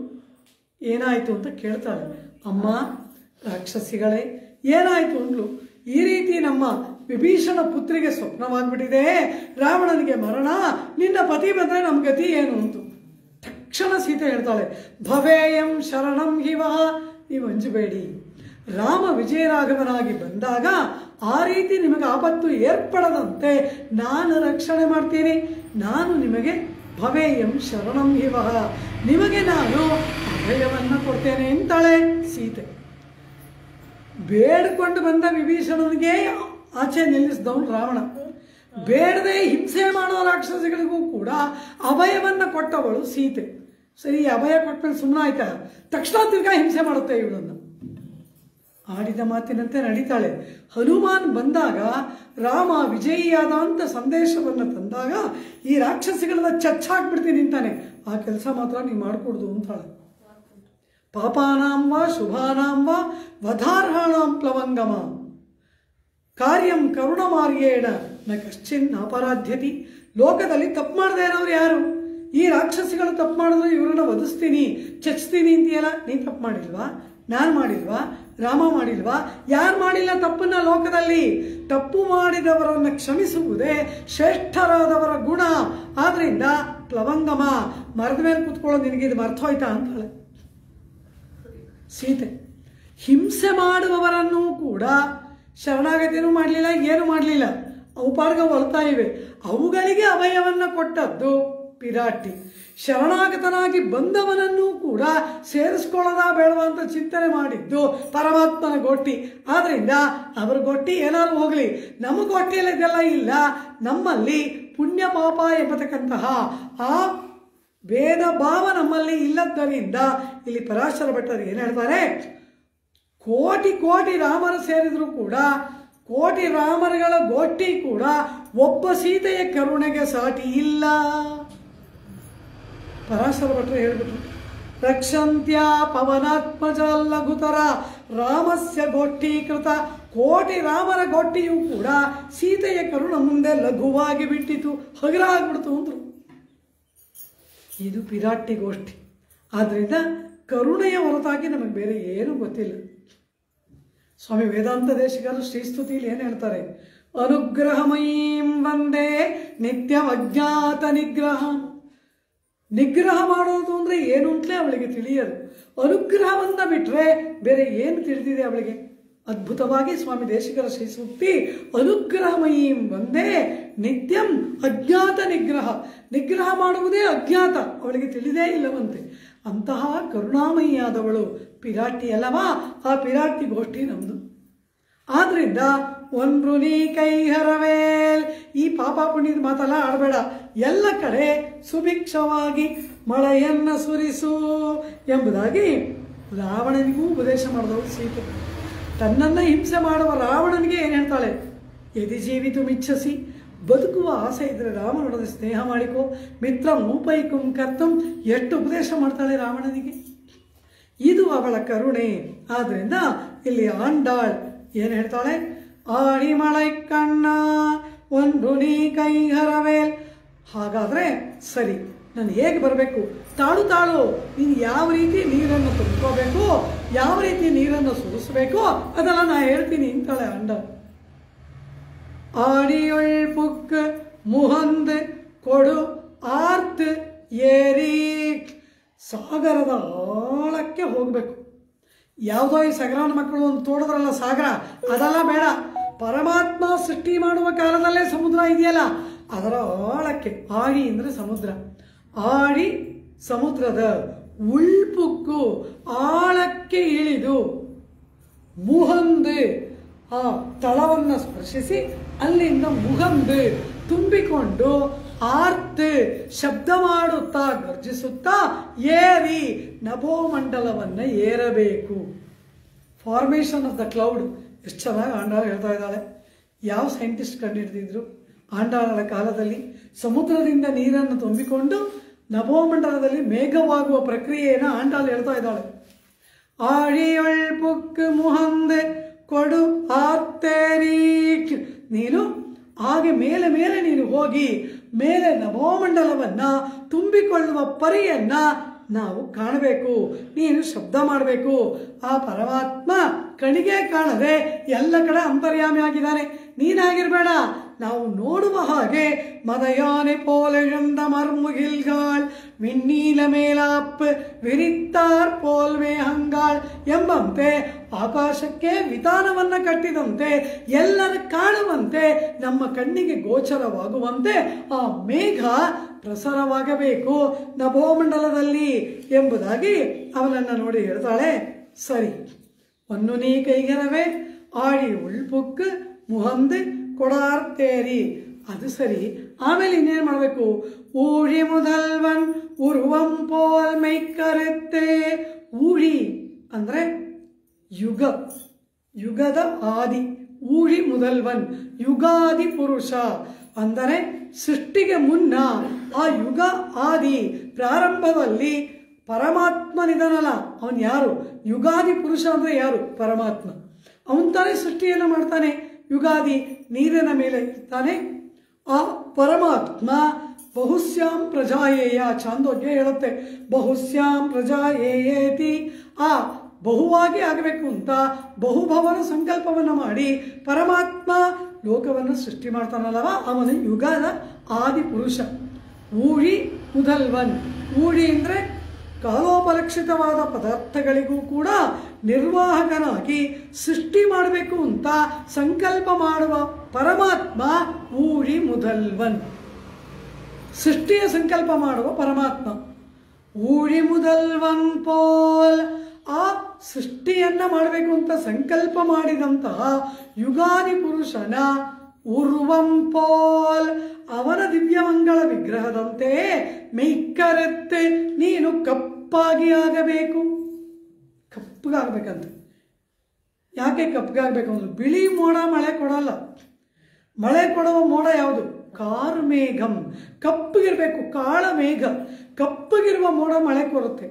ಕಪ್ಪಗೆ ಆಗಿರುತ್ತೆ ಮೋಡ ಅಂದ್ರು. ಒಳಗಡೆ ನೀರಿದ್ರೆ ಮೋಡ ಕಪ್ಪಗಿರುತ್ತೆ, ನೀರೆಲ್ಲ ಸುರಿದು ಬಿಟ್ರೆ ಮೋಡ ಬೆಳಗಾಗ್ಬಿಡುತ್ತೆ.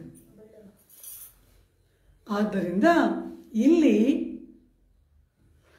ಪರಮಾತ್ಮ ಹೇಗೆ ನೀಲಮೇಘಶ್ಯಾಮ ಅಂತ ಮೋಡಕ್ಕೆ ಪರಮಾತ್ಮನನ್ನು ಹೋಲಿಕೆ ಕೊಡ್ತೀವಿ, ಮೋಡದಂತೆ ಮೈ ಬಣ್ಣ ಉಳ್ಳವನು ಅಂತ. ಇಲ್ಲಿ ಆಂಡಾಳೆ ಏನು ಹೇಳ್ತಾಳೆ? ಪರಮಾತ್ಮನಂತೆ ಮೈ ಬಣ್ಣವನ್ನು ನೀನು ತಾಳು ಅಂತಾಳು. ಇಲ್ಲಿ ಮೋಡ ಉಪಮಾನ, ಪರಮಾತ್ಮ ಉಪಮೇಯ. ಆದರೆ ಇಲ್ಲೇನಾಗಿದೆ? ಪರಮಾತ್ಮನೇ ಉಪಮಾನ, ಮೋಡಗಳು ಉಪಮೇಯ. ಅವನಂತೆ ನೀವು ಮೈಬಣ್ಣವನ್ನು ತಾಳ್ಬೇಕು ಅಂತ ಹೇಳ್ತಾಳೆ. ಊಳಿ ಮುದಲ್ವನ್ ಉರುವಂ ಪೋಲ್ ಮೆಯ್ಕರೆತ್ತೆ. ಆ ಪರಮಾತ್ಮ ಎಲ್ಲ ಒಂದೊಂದು ದೇವತೆಗೆ ಒಂದೊಂದು ಬಣ್ಣ. ರುದ್ರ ಕೆಂಪಾದ ಬಿಳಿ ಬಣ್ಣ, ಕೆಂಪು ಮಿಶ್ರಿತ ಬಿಳಿ ಬಣ್ಣ. ಬ್ರಹ್ಮ ಬಂಗಾರದಂತೆ ಹೊಳೆಯುವ ಬಣ್ಣವಂತೆ. ಆದರೆ ಪರಮಾತ್ಮ ಕಪ್ಪಾಗಿ ಶ್ರೀ ವೆಂಕಟಾದ್ರಿ ಶಿಖರಾಲಯ ಕಾಳಮೇಘಂ. ತಿರುಪತಿಯಲ್ಲಿರುವ ವೆಂಕಟೇಶನನ್ನ ಸ್ವಾಮಿ ರಾಮಾನುಜರು ಕಾಳಮೇಘ ಅಂತ ಕೊಂಡಾಡ್ತಾರೆ. ಆ ರೀತಿ ಇಲ್ಲಿ ಊಳಿ ಮುದಲ್ವನ್ ಉರುವನ್ ಅವನಂತೆ ನಿಮ್ಮ ಮೈಬಣ್ಣ ಕಪ್ಪಗಿರಬೇಕು. ಅವನಂತೂ ನಮಗೆ ಕಾಣೋಕೆ ಸಿಗೋಲ್ಲ. ಅವನಂತೆ ಮೈ ಬಣ್ಣವುಳ್ಳ ನಿಮ್ಮನ್ನಾದರೂ ನಾವು ನೋಡ್ತೀವಿ. ಈಗ ವಿರಹದಲ್ಲಿದ್ದಾರಲ್ವ, ಪರಮಾತ್ಮನ ದರ್ಶನ ಇಲ್ಲ ಅಲ್ಲವಾ, ಪರಮಾತ್ಮನಂತೂ ನಮಗೆ ದರ್ಶನ ಕೊಡ್ತಾ ಇಲ್ಲ, ನಿಮಗೆ ಅವನ ಕರುಣೆಯಂತೂ ನಿಮಗೆ ಬರೋಲ್ಲ, ಕೊನೆ ಪಕ್ಷ ಅವನ ಬಣ್ಣವನ್ನಾದರೂ ಇಮಿಟೇಟ್ ಮಾಡಿ ಅಂತಾಳೆ. ಪೋಲ್ ಎಂಬುದಾಗಿ ಹೇಳ್ತಾಳೆ.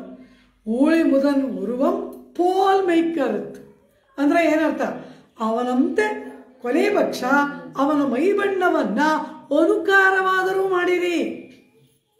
ಪರಮಾತ್ಮ ಕಪ್ಪಿಗಿದ್ದಾನಂತೆ. ಆದರೆ ಇಲ್ಲಿ ವ್ಯಾಖ್ಯಾತ ಕೇಳ್ತಾರೆ, ಇವರಿಗೆ ಬೇಕಾಗಿರೋನು ಕೃಷ್ಣ. ಕೃಷ್ಣನ ಮೈ ಬಣ್ಣದಂತೆ ಕಪ್ಪಿಗೆ ಅಂತ ಹೇಳ್ಬೋದಲ್ವಾ? ಅದನ್ನು ಬಿಟ್ಬಿಟ್ಲು ಅದ್ಯಾವುದೋ ಯುಗಾದಿ ಪುರುಷನ ಹೇಳ್ತಾ ಇದ್ದಾರಲ್ಲ ಅಂದು. ಕೃಷ್ಣನ ಕಣ್ಣನ್ ಪೋಲ್ ಮೈ ಕರುತ್ ಹೇಳ್ಬೋದಾಗಿತ್ತಲ್ವಾ? ಕೃಷ್ಣನ ನಾಮವನ್ನ ಹೇಳದೇ ಇಲ್ಲ. ಏನು ಹೇಳ್ತಾ ಇದ್ದಾಳೆ? ಊಳಿ ಮುದಲ್ವನ್ ಅಂತ ಹೇಳ್ತಾ ಇದ್ದಾಳೆ. ಈ ಊಳಿ ಮುದಲ್ವನ್ ಅಂತ ಯಾಕೆ ಹೇಳಿದ್ರು ಅಂದ್ರು, ಸೃಷ್ಟಿಯನ್ನ ಮಾಡಬೇಕು ಅನ್ನುವ ಪರಮಾತ್ಮ ಇದಾನಲ್ಲ, ಅವನಿಗೆ ಕರುಣೆ ತುಂಬ ಅಧಿಕ. ಯಾಕೆ ಅಂದರೆ ಎಲ್ಲ ಪ್ರಳಯ ರಾಶಿಯಲ್ಲಿ ಎಲ್ಲ ಜೀವರಾಶಿಗಳು ಬಿದ್ದಿರತ್ತೆ. ಹಾಗೆ ಬಿದ್ದಿರುವಾಗ ಆ ಪರಮಾತ್ಮನನ್ನ ಯಾರೂ ಪ್ರಾರ್ಥನೆ ಮಾಡೋಲ್ಲ, ಪ್ರಾರ್ಥನೆ ಮಾಡಕ್ಕೆ ಯಾರೂ ಇಲ್ವಲ್ಲ. ಆಗ ಆ ಜಲದಲ್ಲಿ ಬಿದ್ದಿರುವ ಸಕಲ ಜೀವರಾಶಿಗಳನ್ನು ನೋಡಿ, ಅಯ್ಯೋ ಇವೆಲ್ಲವೂ ಮೋಕ್ಷಕ್ಕೆ ಬರುವುದಕ್ಕೆ ಅರ್ಹವಾಗಿದ್ದರೂ ಕೂಡ ಹೀಗೆ ಬಿದ್ದಿದೆಯಲ್ಲ ಜ್ಞಾನಶೂನ್ಯವಾಗಿ ಎಂಬುದಾಗಿ ಕನಿಕರಿಸಿ ಕರುಣೆಯಿಂದ ಕರಣ ಕಳೇಬರಗಳನ್ನು ಕೊಟ್ಟು ಮೋಕ್ಷಕ್ಕೆ ಬರುವುದಕ್ಕೆ ಸಾಧನವಾಗಿ ಶರೀರವನ್ನ ಪರಮಾತ್ಮ ಕೊಡ್ತಾನಲ್ವ. ಕಾಡದೆ ಬೇಡದೆ ಪ್ರಾರ್ಥನೆ ಮಾಡದೆ ಅವನಾಗಿ ನಮ್ಮ ಮೇಲಿನ ಕರುಣೆಯಿಂದ ಸೃಷ್ಟಿ ಕಾರ್ಯವನ್ನು ಮಾಡ್ತಾನಲ್ಲ, ಅವನ ಕರುಣೆ ದೊಡ್ಡದು. ಕರುಣಾ ರಸ ಎಟ್ಟೆಟ್ಟು ನೀರು ತುಂಬಿಕೊಳ್ಳುತ್ತೆ ಅಟ್ಟಟ್ಟು ಮೋಡ ಕಪ್ಪಿಗಿರುತ್ತೆ, ಎಟ್ಟೆಟ್ಟು ಕರುಣೆ ಪರಮಾತ್ಮನಿಗಿರುತ್ತೆ ಅವನು ಅಟ್ಟಟ್ಟು ಕಪ್ಪಿಗಿರ್ತಾನೆ. ಆ ಪರಮಾತ್ಮ ಕಪ್ಪಿಗಿರೋಕ್ಕೆ ಕಾರಣ ಅವನಲ್ಲಿರುವ ಕರುಣಾರಸ. ಆದ್ರಿಂದ ಆ ಸೃಷ್ಟಿಯಲ್ಲಿ ಉದ್ಯುಕ್ತನಾದ ಪರಮಾತ್ಮನ ಕರುಣೆ ಅಧಿಕವಾದ್ದರಿಂದ ಅವನು ತುಂಬ ಕಪ್ಪಿಗಿರ್ತಾನಂತೆ. ಹಾಗೆ ನೀವು ಕಪ್ಪಗಾಗಿ ಎಂಬುದಾಗಿ ಹೇಳ್ತಾ ಇದ್ದಾಳೆ. ಆ ಮೈ ಬಣ್ಣವನ್ನ ಇಲ್ಲಿ ಹೇಳ್ತಾಳೆ. ಪಾಮರು ಮೂಲಹಂ ಪಡೆಯುತ್ತ ಆ ಪರಮಾತ್ಮನನ್ನು ಹೇಳುವಾಗಲೆಲ್ಲ ಆಳ್ವಾರ್ಗಳು ಆ ಪರಮಾತ್ಮನ ಸೃಷ್ಟಿ ಕಾರ್ಯವನ್ನ ಹೇಳುವಾಗಲೆಲ್ಲ ಮುನ್ನೀರ್ ಜ್ಞಾನಂ ಪಡೆಯುತ್ತ ಮುಗಿಲ್ವಣ್ಣ. ಮುನ್ನೀರ್ ಜ್ಞಾನಂ ಸಮುದ್ರದಿಂದ ಸುತ್ತುವರಿಯಲ್ಪಟ್ಟ ಭೂಮಿಯನ್ನ ಪಡೆದಂತಹ ಸೃಷ್ಟಿ ಮಾಡಿದಂತಹ ಮೇಘಶ್ಯಾಮನೇ, ಕಪ್ಪಾಗಿ ಇರುವವನೇ ಹಾಗೇ ಕೊಂಡಾಡ್ತಾನೆ. ಕಾರಣ ಅವನಿಗೆ ಕರುಣೆ ಅಧಿಕ. ಕರುಣೆ ಅಧಿಕವಾದಷ್ಟು ನೀರು ಹೆಚ್ಚು ತುಂಬಿಕೊಂಡಷ್ಟು ಮೋಡ ಕಪ್ಪಾಗುವಂತೆ ಕರುಣೆ ಅಧಿಕವಾದಷ್ಟು ಆ ಪರಮಾತ್ಮ ಕಪ್ಪಿದ್ದಾನೆ. ಆದ್ದರಿಂದ ಆ ಯುಗಾದಿ ಪುರುಷನ ಮೈಬಣ್ಣದಂತೆ ನೀವು ಕಪ್ಪಾಗಿ ಆಗಬೇಕು. ಅವನಿಗೆ ಹೋಲಿಕೆ ಕೊಡ್ತಾಳೆ. ಊಳಿ ಮುದಲ್ವನ್ ಉರುವಂ ಪೋಲ್ ಮೆಕ್ಕರುತ್ತೆ, ನಿಮ್ಮ ಆ ಬಣ್ಣ ಕಪ್ಪಾಗಿ ಆಗಬೇಕು. ಆಮೇಲೆ ಪಾಳಿಯಂತೋಳುಡೈ ಪರ್ಪರಾಭನ್ ಕೈಯಲ್ಲಿ ಆಳಿಪೋಲ್ ಮಿನ್ನಿ. ಈಗ ಎಷ್ಟೆಲ್ಲ ಆಯ್ತು ನೋಡಿ. ಆಳಿಯುಳ್ ಪುಕ್ ಮುಹಂದೆ ಕೊಡು ಆರ್ತಿ ಏರಿ ಊಳಿ ಮುದಲ್ವನ್ ಉರುವಂ ಪೋಲ್ ಮೆಕ್ಕರುತ್ತೆ. ಈಗ ಬಣ್ಣ ಆಯಿತು, ನೀರನ್ನು ಪಾನ ಮಾಡಿ ನಭೋಮಂಡಲವನ್ನು ಏರಿದ್ದಾಯಿತು. ಈಗ ಮತ್ತೇನಾಗಬೇಕು? ಗುಡುಗು ಮಿಂಚಲ ಬಂದ್ರಲ್ವ ಮಳೆಗೆ ಸೊಗಸು. ಏನೂ ಇಲ್ಲದೆ ಮಳೆ ಸುರಿತಾ ಇದ್ರೆ ಅದರಲ್ಲಿ ಏನಿದೆ? ಒಂದು ವೈಭವ. ಆ ಮಳೆ ವೈಭವವಾಗಿರ್ಬೇಕಾದ್ರೆ ಬಡಾರ್ ಪಡಾರ್ ಅಂತ ಸಿಡ್ಲೆಲ್ಲ ಬರಬೇಕು, ಪಟಾರ್ ಪಟಾರ್ ಅಂತ ಮಿಂಚು ಹೊಡಿಬೇಕು. ಅದೆಲ್ಲ ಬಂದರೆ ಅದು ವೈಭವದ ಮಳೆ. ಇಲ್ಲಿ ಆಂಡಾಳೆ ಹೇಳ್ತಾಳೆ, ಪಾಳಿ ತೋಳುಡೈ. ಪಾಳಿ ವರ್ತುಲಾಕಾರವಾಗಿ ಬಲಿಷ್ಠವಾಗಿ ಇರ್ತಕ್ಕಂತಹ, ಅತಿ ಸುಂದರವಾಗಿರ್ತಕ್ಕಂತಹ ತೋಳುಡೈ, ತೋಳುಗಳನ್ನು ಉಳ್ಳವನ, ಕೈಯಲ್ಲಿ ಇರ್ತಕ್ಕಂತಹ ಪಾಳಿ ತೋಳುಡೈ ಪರ್ಪನಾಭನ್, ಪದ್ಮನಾಭನಾದವನ ಕೈಯಲ್ಲಿ ಇರ್ತಕ್ಕಂತಹ ಆಳಿಪೋಲ್ ಮಿನ್ನಿ, ಆಳಿ ಚಕ್ರ, ಪರಮಾತ್ಮನಾದ ಸುಂದರವಾಗಿಯೂ ಬಲಿಷ್ಠವಾಗಿಯೂ ಇರ್ತಕ್ಕಂತಹ ತೋಳುಗಳನ್ನುಳ್ಳ ಪದ್ಮನಾಭನ ಕೈಯಲ್ಲಿರುವ ಚಕ್ರದಂತೆ ಮಿಂಚಬೇಕು. ಪಾಳಿ ತೋಳುಡೈ ಪರ್ಪನಾಭನ್ ಕೈயில் ಆಡಿಪೋಲ್ ಮಿನ್ನಿ, ಆಡಿಪೋಲ್ ಚಕ್ರದಂತೆ ಮಿನ್ನಿ ಮಿಂಚಬೇಕು. ಆಮೇಲೆ ಗುಡುಗು ಶಬ್ದ ಬೇಡವಾ? ಒಲಂಬುರಿ ಪೋಲ್ ನಿನ್ರೆ ಅಧಿರ್ಂದೆ, ಒಲಂಬುರಿ ಅವನ ಕೈಯಲ್ಲಿರುವ ಬಲಮುರಿ ಶಂಖದಂತೆ ಮೊಳಗುತ್ತದೆ ಶಂಖ. ಆ ಶಂಖ ಹೇಗೆ ನಿರಂತರವಾಗಿ ಶಬ್ದ ಮಾಡುತ್ತದೆಯೋ ಆ ರೀತಿ ನೀನು ಕೂಡ ನಿನ್ರೆ ಅಧಿರ್ಂದೆ ಗುಡುಗು ಶಬ್ದವನ್ನ ಮಾಡಬೇಕು ಎಲೈ ಪರ್ಜನ್ಯನೇ ಎಂಬುದಾಗಿ ಅವನನ್ನು ನೋಡಿ ಹೇಳ್ತಾ ಇರೋದು. ಪಾಡಿ ಅಂತೋಳುಳೆ, ಆ ಪರಮಾತ್ಮನ ತೋಳುಗಳು ವರ್ತುಲಾಕಾರವಾಗಿದೆಯಂತೆ, ಗುಂಡಿಗೆ ಬಲಿಷ್ಠವಾಗಿದೆಯಂತೆ. ಅಷ್ಟೇ ಸುಂದರವಾಗಿದೆಯಂತೆ. ಇದು ಒಂದು ಅಪೂರ್ವವಾದ ಒಂದು ಸಮಾವೇಶ, ಸಂಗಮ. ಒಳ್ಳೆ ದೊಡ್ಡ ದೊಡ್ಡ ರೆಸ್ಲರ್ಸ್ ಇರ್ತಾರೆ, ಕುಸ್ತಿ ಪೈಲ್ವಾನ್ಗಳು ಇರ್ತಾರೆ, ಏನು ಮಜಬೂತಾಗಿ ಬಲ ಹಂಗಿರುತ್ತೆ ಅವ್ರ ತೋಳು ಬಲ. ನೋಡಕ್ಕೆ ಚೆನ್ನಾಗಿದೆಯಾ? ಅಸಖ್ಯ ಆಗುತ್ತೆ. ಆ ಮಾಂಸ ಪರ್ವತಗಳನ್ನು ನೋಡಿದ್ರೆ ಅಸಖ್ಯ ಆಗುತ್ತೆ. ಅವರೇನೋ ಬಲಿಷ್ಠರಾಗಿರ್ಬೋದು, ಒಂದು ನಿಮಿಷ ನೋಡೋಷ್ಟೊತ್ತಿಗೆ ಸಾಕಪ್ಪ ಅವ್ರನ್ನ ನೋಡಿದ್ದು ಅನಿಸುತ್ತೆ. ಆ ರೀತಿ ಅವರು ಬಲಿಷ್ಠರಾಗಿರ್ಬೋದು, ತೋಳು ಬಲಿಷ್ಠವಾಗಿರ್ಬೋದು, ಆದರೆ ಸೌಂದರ್ಯ ಇಲ್ಲ. ಇನ್ನು ಕೆಲವರು ಸುಕೋಮಲವಾಗಿ ಸುಂದರವಾಗಿರ್ತಾರೆ, ಹಿಂಗಂದ್ರೆ ಬಿದೋಗ್ತಾರೆ. ಏನು ಪ್ರಯೋಜನ? ಪರಮಾತ್ಮನದ ಹಾಗ ಬಲಿಷ್ಠವಾಗಿಯೂ ಇದ್ದು ಸುಂದರವಾಗಿಯೂ ಇರುವ ತೋಳುಗಳು. ಪಾಡಿ ತೋಳುಡೈ. ಶ್ರೀರಾಮಚಂದ್ರ ಪಂಪಾ ತೀರದಲ್ಲಿ ಬರ್ತಾ ಇದ್ದಾನೆ. ಸೀತಾನ್ವೇಷಣೆಯನ್ನು ಮಾಡುತ್ತಾ ಪಂಪಾ ತೀರದಲ್ಲಿ ಬಂದಾಗ ಸುಗ್ರೀವ ವಿಶ್ವಮುಖ ಪರ್ವತದ ಮೇಲೆ ಕುಳಿತುಕೊಂಡು ಅವರನ್ನು ನೋಡ್ತಾನೆ. ಆಂಜನೇಯ ಭಿಕ್ಷು ರೂಪದಲ್ಲಿ ಆ ದೂತನಾಗಿ ಅಲ್ಲಿಗೆ ಬರ್ತಾನೆ. ಬಂದು ರಾಮ ಲಕ್ಷ್ಮಣರೊಡನೆ ಸಂವಾದ ಮಾಡ್ತಾ ಇದ್ದಾನೆ. ಅವರಿಗೆ ಸಂದೇಹ ಬರದೇ ಇರೋ ಹಾಗೆ ಅವರ ವಿವರಗಳನ್ನು ಪಡ್ಕೋಬೇಕು. ಇವನ್ ಪ್ರಶ್ನೆ ಕೇಳಿ ನಮ್ಮ ಹಿನ್ನೆಲೆ ಎಲ್ಲ ತಿಳ್ಕೊಳಕ್ಕೆ ಬಂದಿದ್ದಾನೆ ಅಂತ ಅವ್ರಿಗೆ ಅನ್ನಿಸ್ಬಾರ್ದು. ಆದರೆ ಅವ್ರ ವಿಷಯ ಎಲ್ಲ ಇವನಿಗೆ ಬರಬೇಕು. ಅಷ್ಟು ಚೆನ್ನಾಗಿ ಮಾತಾಡ್ತಾನೆ ಹನುಮ. ಮಾರುತೇರ್ ವಾಕ್ಕೌಶಲಂ ಅಂತಾರೆ. ಆಗ ಹೇಳ್ತಾನೆ, ಆಯತಾಶ್ಚ ಸುವೃತ್ತಾಶ್ಚ ಬಾಹವ ಪರಿಗೋಪಮಃ ಸರ್ವಭೂಷಣ ಭೂಷಾರ್ಹಾಃ ಕಿಮರ್ಥಂ ನ ವಿಭೂಷಿತಾಃ. ಅಲ್ಲಿ ಕಿಷ್ಕಿಂಧಾಕಾಂಡದಲ್ಲಿ ಮಾತು, ಅದ್ಭುತವಾಗಿ ಹನುಮಾನನ ಮಾತು. ಹೇಗೆ ಕೇಳ್ತಾನೆ, ನಿಮ್ಮ ಬಾಹುಗಳನ್ನು ನೋಡಿದರೆ ಸಕಲಾಭರಣಗಳಿಂದಲೂ ಕೂಡ ಅಲಂಕರಿಸಲ್ಪಡಬೇಕಾದ ಬಾಹುಗಳಂತೆ ಇದೆ. ಆದರೆ ಈಗ ಏಕೆ ಅವುಗಳು ಅಲಂಕಾರಗೊಂಡಿಲ್ಲ ಅಂದರೆ ಏನರ್ಥ? ಆ ಚಿಹ್ನೆಗಳೆಲ್ಲ ಇದೆಯಂತೆ. ಭುಜಕೀರ್ತಿಯನ್ನು ತೊಟ್ಟದ್ದು, ತೋಳ್ಬಳೆಗಳನ್ನು ತೊಟ್ಟ ಗುರುತೆಲ್ಲ ಇದೆ. ಅದನ್ನು ನೋಡಿ ಹನುಮಾನ್ ಕೇಳ್ತಾನಂತೆ. ಅಂದರೆ ಹನುಮಾನನ ಮಾತಿನ ಅರ್ಥವೇನು? ಇಷ್ಟು ಸುಂದರವಾದ ತೋಳುಗಳನ್ನು ಆಭರಣದಿಂದ ಏಕೆ ಮರೆ ಮಾಡಿಕೊಳ್ಳಲಿಲ್ಲ?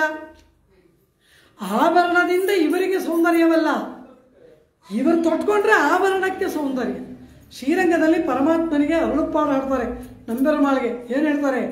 ಆಭರಣಕ್ಕೆ ಅಳಹೂಟ್ಟಂ ಪೆರುಮಾಳ್. ಆಭರಣದಿಂದ ಅವನಿಗೆ ಸೌಂದರ್ಯವಲ್ಲ, ಅವನು ತೊಟ್ಕೊಂಡ್ರೆ ಆಭರಣಗಳಿಗೆ ಸೌಂದರ್ಯ, ಅವುಗಳು ಚೆನ್ನಾಗಿ ಕಾಣುತ್ತಂತೆ. ಅಪ್ಪ ಇಷ್ಟೊತ್ತು ಅದು ಹೇಗೋ ಇತ್ತು, ಒಂದು ಹೂವಿನ ಮಾಲೆಯಲ್ಲಿ ಇಟ್ಟಿರ್ತೀವಿ, ಯಪ್ಪ ಇಷ್ಟು ದಪ್ಪ ಮಾಲೆನಾ ಹೇಗಪ್ಪ ಅನಿಸುತ್ತೆ. ನಮ್ಮ ಶಲ್ವಪಿಳ್ಳೆಗೆ ನುಡಿಸ್ತಾರೆ, ಏನು ಚೆನ್ನಾಗಿರುತ್ತೆ. ಅದಷ್ಟು ದೊಡ್ಡ ಮಾಲೆ ಅಂತ ನಮ್ಗೆ ಅನಿಸೋದೇ ಇಲ್ಲ. ಇನ್ನೂ ಒಂದೆರಡು ಹಾರ ಪರಮಾತ್ಮನಿಗೆ ಧರಿಸೋಣ ಅನಿಸುತ್ತೆ. ಅದು ಪರಮಾತ್ಮನ ಸೌಂದರ್ಯ. ಆಭರಣಕ್ಕೆ ಅಳಹೂಟ್ಟುಂ ಪೆರುಮಾಳ್.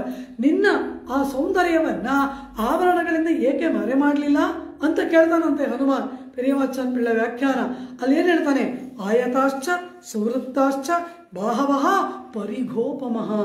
ಒಳ್ಳೆಯ ಗದೆಯಂತೆ ಇದೆಯಂತೆ ರಾಮನ ತೋಳುಗಳು, ಆದರೆ ಅಷ್ಟೇ ಸುಂದರವಾಗಿದೆ. ಅದನ್ನ ಆಂಡಾಳ ಹೇಳ್ತಾಳೆ, ಪಾಡಿ ತೋಳುಡೈ. ಇಂತಹ ತೋಳುಗಳನ್ನುಳ್ಳ ಕೈಗಳಲ್ಲಿ ಒಂದರಲ್ಲಿ ಸುದರ್ಶನ ಚಕ್ರ, ಒಂದರಲ್ಲಿ ಪಾಂಚಜನ್ಯವನ್ನ ಪರಮಾತ್ಮ ಹಿಡಿದಿದ್ದಾನಲ್ಲ, ಆ ಸುದರ್ಶನದಂತೆ ಮಿಂಚಬೇಕು, ಈ ಪಾಂಚಜನ್ಯದಂತೆ ಮೊಳಗಬೇಕು. ಯಾರ ಕೈಯಲ್ಲಿದೆ ಅದು ಅಂದ್ರು? ಪದ್ಮನಾಭನ್ ಕೈಯಲ್ಲಿ, ಪದ್ಮನಾಭನ ಕೈಯಲ್ಲಿದೆಯಂತೆ. ಯಾಕೆ? ಕೃಷ್ಣ, ರಾಮ, ನರಸಿಂಹ, ವರಾಹ ಇವರೆಲ್ಲರೂ ಬಿಟ್ಲು. ನಾರಾಯಣನ್ ಕೈಯಲ್ಲಿ ಅಂತ ಹೇಳ್ಬೋದಾಗಿತ್ತು, ಅದನ್ನು ಹೇಳಲಿಲ್ಲ. ಪದ್ಮನಾಭನ್ ಕೈಯಲ್ಲಿ ಅಂದ್ರಲ್ಲ, ಈ ಪದ್ಮನಾಭನಿಗೆ ಏನು ವಿಶೇಷ ಅಂದರು.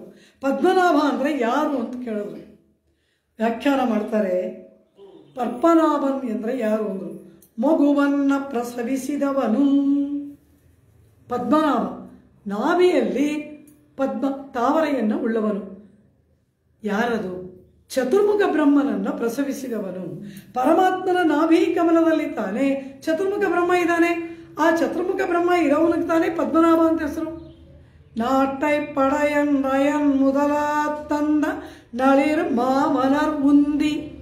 ನಾಚ್ಯಾರ್ ತಿರುಮಳಿಯಲ್ಲಿ ಆಂಡಾಳು ಹೇಳ್ತಾಳೆ, ನಾಟೈ ಪಡೆಯನ್ರಿ, ಲೋಕವನ್ನೆಲ್ಲ ಸೃಷ್ಟಿ ಕಾರ್ಯವನ್ನು ಪರಮಾತ್ಮ ಅರ್ಧ ಮಾಡಿಬಿಟ್ಟ, ಇದನ್ನು ಮುಂದುವರಿಸ್ಕೊಂಡು ಹೋಗುವಂತ ಚತುರ್ಮುಖ ಬ್ರಹ್ಮನನ್ನ ಉಂದಿಯಿಲ್ ತೋರ್ಪಿತ್ತಾರ್. ಆ ನಾಭಿ ಕಮಲದಲ್ಲಿ ಬ್ರಹ್ಮನನ್ನ ಪರಮಾತ್ಮ ಉತ್ಪತ್ತಿ ಮಾಡಿದನಲ್ಲವಾ. ಆದ್ರಿಂದ ಪದ್ಮನಾಭ ಅಂದ್ರೆ ಯಾರು? ಬ್ರಹ್ಮನೆಂಬ ಮಗುವನ್ನ ಹೆತ್ತವನು, ಬ್ರಹ್ಮನೆಂಬ ಮಗುವನ್ನ ಪ್ರಸವಿಸಿದವನು. ಅಂದ್ರೆ ಏನು? Just he has become A father. ಈಗ ತಾನೇ ತಂದೆ ಆಗಿದಾನಂತೆ ಅವನು. ಪದ್ಮನಾಭನ್ ಎಂದರೆ ಚತುರ್ಮುಖ ಬ್ರಹ್ಮನಿಗೆ ತಂದೆಯಾದವನು, ಮಗುವನ್ನು ಪ್ರಸವಿಸಿದವನು. ಅವನ ಕೈಯಲ್ಲಿರೋ ಚಕ್ರದ ಹಾಗೆ ಮಿಂಚಬೇಕಂತೆ, ಅವನ ಕೈಯಲ್ಲಿರೋ ಶಂಖದ ಹಾಗೆ ಮೊಳಗಬೇಕಂತೆ. ಅದೇನು ಅವನ ಕೈಯಲ್ಲಿರೋ ಶಂಖ ಚಕ್ರಕ್ಕೆ ಏನು ವಿಶೇಷ ಅಂದರು? ಪರಮಾತ್ಮನಿಗೆ ಬ್ರಹ್ಮನನ್ನು ಸೃಷ್ಟಿ ಮಾಡಿದ, ಬ್ರಹ್ಮ ಉತ್ಪತ್ತಿ ಆದ. ಈ ಪರಮಾತ್ಮ ಪ್ರಶಾಂತವಾಗಿ ಮಲಗಿದಾನಂತೆ. ಈ ಶಂಖಚಕ್ರ ನೋಡಿದ್ರಂತೆ. ನಮ್ಮ ಸ್ವಾಮಿಗೆ ಪುತ್ರೋತ್ಸವ ಆಗಿದೆ. ಪುತ್ರೋತ್ಸವ ಆದರೆ ಕೇಕ್ ತಂದು ಕತ್ತರಿಸಿ ಒಂದಷ್ಟು ಕ್ಯಾಂಡಲ್ ಹಚ್ಚಿ ಉಪ್ಪಂತ ಊದಿ ಏನೇನು ಮಾಡಬಾರ್ದು ಅದನ್ನೆಲ್ಲ ಮಾಡಬೇಕು. ಇವನೇನು ಈಗ ಮಲಗಿದಾನಲ್ಲ, ಏನೇನು ಮಾಡಬಾರ್ದು ಅದಷ್ಟು ನಾವು ಇವಾಗ ಮಾಡ್ತಾ ಇದ್ದೀವಿ. ಇದೆಲ್ಲ ನಮ್ಗೆ ಹೇಳಿದ್ಯಾ? ನಾವೇನು ಮಾಡಬೇಕು? ದೇವರ ಸನ್ನಿಧಾನದಲ್ಲಿ ದೀಪ ಹಚ್ಚಿಟ್ಟು ಪರಮಾತ್ಮನಿಗೆ ನೈವೇದ್ಯ ಮಾಡಬೇಕು. ಏನೋ ತಂದು ಕತ್ತರಿಸಿ ಎಲ್ಲರೂ ಎಂಜಾಯ್ ಮಾಡಿ ತಿನ್ನೋದ? ಅದುವಾ ಹುಟ್ಟಿದ ಹಬ್ಬವನ್ನು ಆಚರಣೆ ಮಾಡುವ ರೀತಿ ಎಲ್ಲ ನಿಂದ್ಯ. ಯಾವ್ಯಾವುದು ಆತ್ಮಸ್ವರೂಪಕ್ಕೆ ವಿರುದ್ಧವೋ ಅದೆಲ್ಲ ನಾವು ಮಾಡ್ತಾ ಇದ್ದೀವಿ.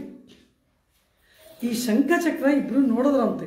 ಪಾಂಚಜನ್ಯ ಸುದರ್ಶನ ಇವರಿಬ್ರು ನೋಡಿದ್ರಂತೆ. ಏನು ನೋಡಿದ್ರು? ಪರಮಾತ್ಮನಾದ ನಮ್ಮ ಒಡೆಯನಿಗೆ ಸ್ವಾಮಿಗೆ ಪುತ್ರೋತ್ಸವವಾಗಿದೆ. ಆದರೆ ಯಾವ ಆಡಂಬರ ವೈಭವವೂ ಇಲ್ವಲ್ಲ ಅಂಥೇಳಿ ಆ ಪರಮಾತ್ಮ ನಮ್ಮ ಸ್ವಾಮಿಗೆ ಪುತ್ರೋತ್ಸವ ಆಯಿತು, ಪುತ್ರೋತ್ಸವ ಆಯಿತು ಅಂತ ಲೋಕಕ್ಕೆಲ್ಲ ತಿಳಿಯುವ ಹಾಗೆ ಈ ಚಕ್ರ ವಿಶೇಷವಾದ ಪ್ರಕಾಶದಿಂದ ಮಿಂಚಿತಂತೆ. ಪ್ರಕಾಶವನ್ನು ಬೀರಿತು. ಏನಿದು ಪ್ರಕಾಶ ಅಂದರೆ ನಮ್ಮ ಸ್ವಾಮಿಗೆ ಪುತ್ರೋತ್ಸವ ಆಗಿದೆ. ಪುತ್ರೋತ್ಸವ ಆದರೆ ದೀಪ ಹಚ್ಚಬೇಕು, ಪ್ರಕಾಶ ಬರಬೇಕು. ಇರೋ ದೀಪನ ಆರಿಸೋದಲ್ಲ. ಪುತ್ರೋತ್ಸವ ಆಗಿದ್ದಕ್ಕೆ ಪ್ರಕಾಶವನ್ನು ಬೀರಿದ ಆ ಸುದರ್ಶನ, ಆ ಪ್ರಕಾಶ ವಿಶೇಷವಾದದ್ದಂತೆ. ಅದರ ಹಾಗೆ ನೀನು ಮಿಂಚಬೇಕು. ಪಾಂಚಜನ್ಯ ಬಂ ಬಂ ಬಂ ಬಂ ಬಂ ಎಂಬುದಾಗಿ ಸಮಸ್ತ ಜಗತ್ತಿಗೆ ಈ ಪರಮಾತ್ಮನಾದವನಿಗೆ ಪುತ್ರೋತ್ಸವವಾಯಿತು ಅನ್ನೋದನ್ನ ಚೆನ್ನಾಗಿ ಜೋರಾಗಿ ಮೊಳಗಿಸಿ ಸಾರಿದನಂತೆ ಪಾಂಚಜನ್ಯ. ಹಾಗೆ ಜೋರಾಗಿ ಮೊಳಗಿ ನಮಗೆ ಆನಂದವನ್ನು ಉಂಟು ಮಾಡು.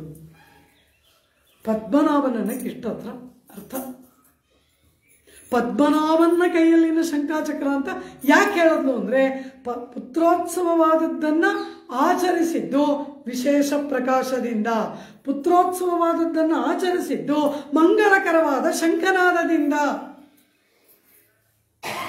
ಹೇಗೆ ಆಚರಿಸಬೇಕು ಅನ್ನೋದು ಎಷ್ಟು ಚೆನ್ನಾಗಿ ಹೇಳ್ಕೊಟ್ಟಿದ್ದಾರೆ ನೋಡಿ.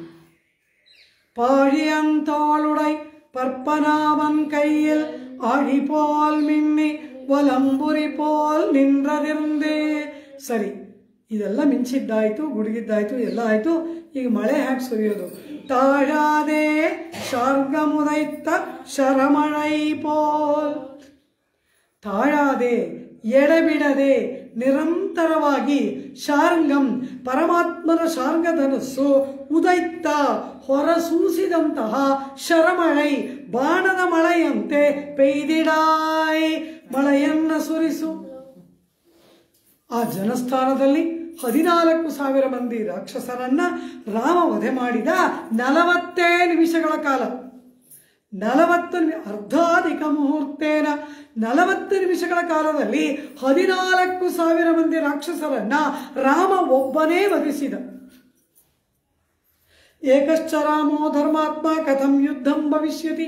ಅಯ್ಯೋ, ಧರ್ಮಾತ್ಮನಾದ ರಾಮ ಒಬ್ಬನೇ ಒಬ್ಬ ಇದ್ದಾನಲ್ಲ, ಅದು ಕೆಳಗಡೆ ನಿಂತಿದ್ದಾನೆ, ಕಾಲಲ್ಲಿ ಪಾದರಕ್ಷೆ ಕೂಡ ಇಲ್ಲ. ಇವರೇ ಅಂತ ಅವರು 14 ಸಹಸ್ರಾಣಾಂ ರಕ್ಷಸಾಂ ಭೀಮಕರ್ಮಣ. ಅರಣ್ಯಕಾಂಡದಲ್ಲಿ ವಾಲ್ಮೀಕಿಗಳ ವರ್ಣನೆ. 14,000 ಮಂದಿ ರಾಕ್ಷಸರು ಭೀಮಕರ್ಮಣ ಕ್ರೂರವಾದ ಕರ್ಮವನ್ನಲ್ಲಿ ತೊಡಗಿದವರು. ಇವರಿಬ್ಬರಿಗೂ ಯುದ್ಧವ? ಅಂಜಿ ನಡುತ್ತಾರೆ ಋಷಿಗಳು. ಆಗ ರಾಮ ಹೇಗೆ ಯುದ್ಧ ಮಾಡಿದ? ಅದ್ಭುತವಾದ ಯುದ್ಧ. ಹಾಗೆ ಮಾಡಿದ ಯುದ್ಧವನ್ನು ರಾಮ ಯಾವಾಗಲೂ ಮಾಡಲಿಲ್ವೇನೋ ಎಂಬ ಹಾಗೆ ಅಕಂಪನ ಹೋಗಿ ಅಲ್ಲಿ ವರ್ಣನೆಯನ್ನು ಮಾಡ್ತಾನೆ. ರಾವಣನ ಮುಂದೆ ಹೋಗಿ ಹೇಳ್ತಾನೆ ಯಾವ ರೀತಿ ಯುದ್ಧ ಮಾಡಿದ ಈ ರಾಮ ಎಂಬುದನ್ನು ಹೇಳುವಾಗ, ನಾದದಾನಂ ಶರಾನ್ ಘೋರಾನೆ ನ ಮುಂಚತಂ ಶಿಲೀಮುಖಾನೆ. ಆ ರಾಮ ಯಾವಾಗ ಬತ್ತಳಿಕೆಯಿಂದ ಬಾಣ ತೆಗಿತಾನೋ, ಯಾವಾಗ ಅದನ್ನು ಧನುಸ್ಸಿನಲ್ಲಿ ಹೂಡ್ತಾನೋ, ಯಾವಾಗ ಆ ಬಾಣವನ್ನು ಧನುಸ್ಸಿನಿಂದ ಹೊರಗೆ ಆಚೆ ತಳ್ಳುತ್ತಾನೋ ಏನೂ ಗೊತ್ತಾಗಲಿಲ್ಲ ರಾವಣ. ಮತ್ತೇನು ಕಂಡ್ರಿ?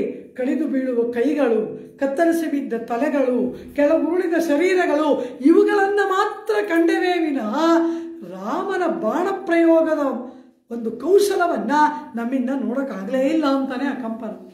ನಾದದಾನಂ ಶರಾನ್ ಘೋರಾನೆ ನ ಮುಂಚತಂ ಶಿಲೀಮುಖಾನೆ ನಕಾರ್ಮುಖಂ ವಿಕರ್ಷಂತಂ ರಾಮಂ ಪಶ್ಯಾಮಿ ಸಂಯುಗೆ. ಆ ರಾಮನ ವೇಗ ಎಷ್ಟಿದೆ ಅಂದರೆ ನಮ್ಮಾಳ್ವಾರ್ ಹಾಡ್ತಾರೆ, ಒರುವರಿರುವರ್ ಮೂವರನ ನಿನ್ನೆ. ಒಂದ್ಸರಿ ನೋಡಿದ್ರೆ ರಾಮ ಒಬ್ಬನೇ ಕಾಣಿಸ್ತಾನಂತೆ, ಇನ್ನೊಂದ್ಸರಿ ನೋಡಿದ್ರೆ 100 ರಾಮರಾಗ ಕಾಣಿಸ್ತಾನಂತೆ, ಇನ್ನೊಂದ್ಸರಿ ರಾಮ ಕಾಣೋದೇ ಇಲ್ವಂತೆ. ಹೇಗೆ ಅಂದರೆ ಅತಿ ವೇಗವಾಗಿ ತಿರುಗುವಾಗ ಕಾಣೋದು. ಫ್ಯಾನಲ್ಲಿ ನೋಡಿ 3 ರೆಕ್ಕೆಗಳಿರುತ್ತೆ, ವೇಗವಾಗಿ ತಿರುಗುವಾಗ ಅದರ ರೆಕ್ಕೆಗಳು ಕಾಣೋದೇ ಇಲ್ಲ. ಹಾಗೆ ಅತಿ ವೇಗವಾಗಿ ಸಂಚರಿಸುವಾಗ ರಾಮ ಕಾಣೋದೇ ಇಲ್ವಂತೆ. ಆದರೆ ನಿಧಾನಕ್ಕೆ ಬಾಣ ಪ್ರಯೋಗ ಮಾಡುವಾಗ 10 ರಾಮರು ಬಾಣ ಪ್ರಯೋಗ ಮಾಡ್ತಾ ಇದ್ದಾರೋ ಎಂಬ ಹಾಗೆ ಕಾಣ್ತಾನಂತೆ. ನಮ್ಮಾಳ್ವಾರರ ಅನುಭವ. ಒರುವರ್ ಇರುವರ್ ಮೂವರನ ನಿನ್ನ ಉಳ್ಳಂ ಉರುವು ಕರೈಂದು. ಒಂದೊಂದ್ಸಾರಿ ಕಾಣೋದೇ ಇಲ್ಲ ರಾಮ. ಆಗಲ್ಲವಾ ಯುದ್ಧ ಮಾಡಿದ ಕರದೂಷಣರ ಮಧ್ಯದಲ್ಲಿ. ಆಗ ತಥೋ ರಾಮೋ ಮಹಾತೇಜಾಹ ಧನುರಾದಾಯ ವೀರ್ಯವಾನೆ ಪ್ರವಿಶ್ಯ ರಾಕ್ಷಸಂ ಸೈನ್ಯಂ ಶರವರ್ಷಂ ವವರ್ಷ. ಅಂತಾರೆ ವಾಲ್ಮೀಕಿ. ಹೇಗೆ ಬತ್ತಳಿಕೆಯಿಂದ ಏನು ವೇಗವಾಗಿ ಬಾಣಗಳನ್ನು ತೆಗೆದು ಬಿಲ್ಲಿನಲ್ಲಿ ಹೂಡಿ ಶರವರ್ಷಂ ಬಾಣದ ಮಳೆಯನ್ನ ರಾಮ ಕರೆದ ಅಂದ್ರಲ್ಲ, ಆ ಶಾರ್ಂಗ ಧನುಸ್ಸು ಇವನು ಬಾಣ ಹೂಡಬೇಕಾಗೇ ಇಲ್ಲ, ಸುಮ್ಮನೆ ಧನುಸ್ಸನ್ನು ನೋಡಿದ್ರೆ ಸಾಕು ಅದೇ ಬಾಣದ ಮಳೆಯನ್ನು ಉಗುಳುತ್ತಂತೆ. ಸ್ವಾಮಿಯ ಸಂಕಲ್ಪವನ್ನ ಅರಿತಂತಹ ಶಾರ್ಂಗ ಧನುಸ್ಸು. ಪರಮಾತ್ಮನ ಆಯುಧಗಳಲ್ಲ, ನಿತ್ಯ ಸೂರ್ಯಗಳಲ್ಲವಾ, ಇವನ್ ಸಂಕಲ್ಪ ಮಾಡಿದ್ರೆ ಸಾಕು ಅವುಗಳು ತಾನಾಗೆ ಕೆಲಸ ಮಾಡುತ್ತವೆ. ಅಂತಹ ಶಾರ್ಂಗ ಮುದೈತ. ಆ ಶಾರ್ಂಗ ಧನುಸ್ಸು ಹೇಗೆ ಬಾಣದ ಮಳೆಯನ್ನು ಕರೆಯಿತೋ ಹಾಗೆ ಪೈದಿಡಾಯ್ ನೀನು ಕೂಡ ಮಳೆಯನ್ನು ಸುರಿಸು. ಕೊಡಾರ್ತೇರಿಯಿಂದಲಲ್ವ ಮೇಲೆ ಏರಿ ಗರ್ಜಿಸಬೇಕು ಅಲ್ವಾ? ಹೇಗೆ ಗರ್ಜಿಸಬೇಕು? ಸಮುದ್ರ ತೀರದಲ್ಲಿ ಕುಳಿತಿದ್ದ ವಾನರರೆಲ್ಲರೂ ಕೂಡ ಹನುಮಾನ್ ಬರುವುದು ಕಾಲ ತಾಮಸವಾದಾಗ ಸುಗ್ರೀವ ಶಿಕ್ಷೆ ಮಾಡ್ತಾನೆ, ನಾವು ಸೀತೆಯನ್ನು ಕಂಡುಹಿಡಿಲಿಲ್ಲ, ಇಲ್ಲೇ ಸಮುದ್ರಕ್ಕೆ ಬಿದ್ದು ಪ್ರಾಣ ಬಿಡ್ತೀವಿ ಅಂತ ಹೇಳಿ ಎಲ್ಲ ಅಂಜಿ ನಡಗಿದಾಗ ತಾನೇ ಹನುಮಾನ್ ಲಂಕಾನಗರಕ್ಕೆ ಸಮುದ್ರ ಲಂಕನ ಮಾಡಿ ಹೋಗಿದ್ದು. ಇವನು ಬರುವ ತನಕ ಈ ಎಲ್ಲ ವಾನರರು ಕೈಯಲ್ಲಿ ಜೀವ ಹಿಡ್ಕೊಂಡು ಕೂತಿದ್ದಾರೆ. ಅವನ ಆಕಾಶದಲ್ಲಿ ಬರುವಾಗ ಹೇಗೆ ಗರ್ಜಿಸಿದ?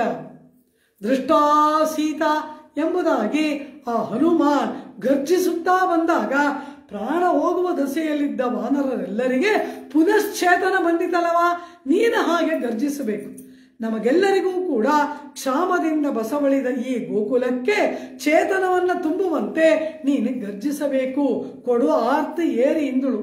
ಈ ರೀತಿ ಆಡಿ ಮಳೆ ಕಣ್ಣ ಒಂದು ನೀ ಕೈಗರವೇಲ್ ஆழியுள் புக்கு முகந்து கொடார்த்தேரி ஊழி முதல்வன் உருவம் போல் மெய்க்கருத்து பாழி அந்தோளுடை பற்பனாவன் கையில் ஆழி போல் மின்னி வலம் பொறி போல் நின்றதிருந்து தாழாதே ಶಾರ್ಗಂ ಉದೈತ ಶರಮಳೈ ಪೋಲ್. ಇದೆಲ್ಲ ಮಾಡಬೇಕು. ಆದರೆ ಇವೆಲ್ಲ ಏನು ಮಾಡ್ತು? ರಾಮನ ಬಾಣದ ಮಳೆ ವಿನಾಶದಲ್ಲಿ ಪರ್ಯವಸಾನ ಆಯಿತು. ರಾಕ್ಷಸರಿಗೆ ಅದು ನೋವನ್ನು ಉಂಟು ಮಾಡಿತು, ಮರಣವನ್ನು ತಂದುಕೊಡ್ತು. ಈ ಪಾಂಚಜನ್ಯ ಶಂಖ ಇದು ಮೊಳಗಿದ್ರೆ ಏನಾಗುತ್ತೆ? ಯಸ್ಯಧ್ವನಿಧಾನವ ದರ್ಪಹಂತ. ಶಂಖವನ್ನು ಮೊಳಗಿದ್ರೆ ಸಾಕು ಎಲ್ಲ ಅಸುರರಿಗೆ ಅಲ್ಲೇ ಎದೆ ನಡುಗಿಬಿಡುತ್ತೆ. ಸಘೋಷೋ ಧಾತ್ರರಾಷ್ಟ್ರಾಣ ಹೃದಯಾನಿ ವ್ಯದಾರಯತ್. ಕುರುಕ್ಷೇತ್ರ ಸಮರ ಭೂಮಿಯಲ್ಲಿ ಕೃಷ್ಣ ಪಾಂಚಜನ್ಯವನ್ನು ಊದಿದ ಕೂಡಲೇ 100 ಕೌರವರ ಹೃದಯ ಛಿದ್ರವಾಯಿತು. ಹಾಗಲ್ಲ ಆಗಬಾರದು. ಶಂಕರಂತೆ ಮೊಳಗು, ಚಕ್ರದಂತೆ ಬೆಳಗು, ಶಾರ್ಗದಂತೆ ಮಳೆಯನ್ನು ಕರೆ. ಆದರೆ ಅದು ಯಾವ ವಿನಾಶವನ್ನ, ಕೇಡನ್ನ ಉಂಟು ಮಾಡಬಾರ್ದು. ಮತ್ತೇನಾಗಬೇಕು? ವಾಳ ಉಲಹಿನಿಲ್ ಪೈದಿಡಾಯ್. ವಾಳ, ಎಲ್ಲರೂ ಬಾಳಿ ಬದುಕಬೇಕು, ಎಲ್ಲರೂ ಚೆನ್ನಾಗಿರಬೇಕು. ನಿನ್ನ ಕಾರ್ಯಗಳೆಲ್ಲವೂ ಕೂಡ ಶುಭದಲ್ಲಿ ಪರ್ಯವಸಾನವಾಗಬೇಕು.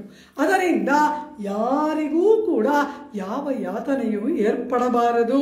ವಾಳ ಅಂತ ಒಂದು ಮಾತು ಇಟ್ಟಿದ್ದಾಳಲ್ಲಿ. ಇದು ಪಿರಾಟಿಗೋಟಿ.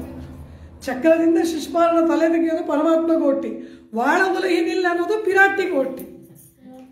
ವಾಳ ಉಲಹಿನಿಲ್ ಪೈದಿಡಾಯ್, ಲೋಕವೆಲ್ಲವೂ ಕೂಡ ಉಜ್ಜೀವಿಸುವಂತೆ ಉಲಹಿನಿಲ್, ಈ ಲೋಕದಲ್ಲಿ ಪೈದಿಡಾಯ್, ಸಕಾಲಿಕವಾಗಿ ಸುಭಿಕ್ಷವಾಗಿ ಮಳೆಯನ್ನು ಸುರಿಸು. ಇದು ನನ್ನ ಕೆಲಸ. ಪರಮಾತ್ಮ ಮಳೆ ಸುರಿಸೋ ಕೆಲಸ ನನಗೆ ಕೊಟ್ಟಿದ್ದಾನೆ. ನಾನು ಅದಕ್ಕೆ ನಿರ್ವಾಹಕ, ನಾನು ಅದನ್ನು ಮಾಡ್ತೀನಿ. ಈಗ ನಿಮಗೇನು ಮಾಡಲಿ ಇಂದ ಪರ್ಜನ್ಯ. ವಾಳ ಉಲಹಿನಿಲ್ ಪೈದಿಡಾಯ್ நாங்களும் ಮಾರ್ಗಳಿ ನೀರಾಡ ಮಗಿಳ್ದೆ. ನಾವು ಮತ್ತೆ ಕೃಷ್ಣನು ಮಾರ್ಗಳಿ, ಈ ಧನುರ್ಮಾಸದಲ್ಲಿ ನೀರಾಡ, ಯಮುನಾ ನದಿಯಲ್ಲಿ ಚೆನ್ನಾಗಿ ಜಲಕ್ರೀಡೆ ಆಡ್ತೀವಿ.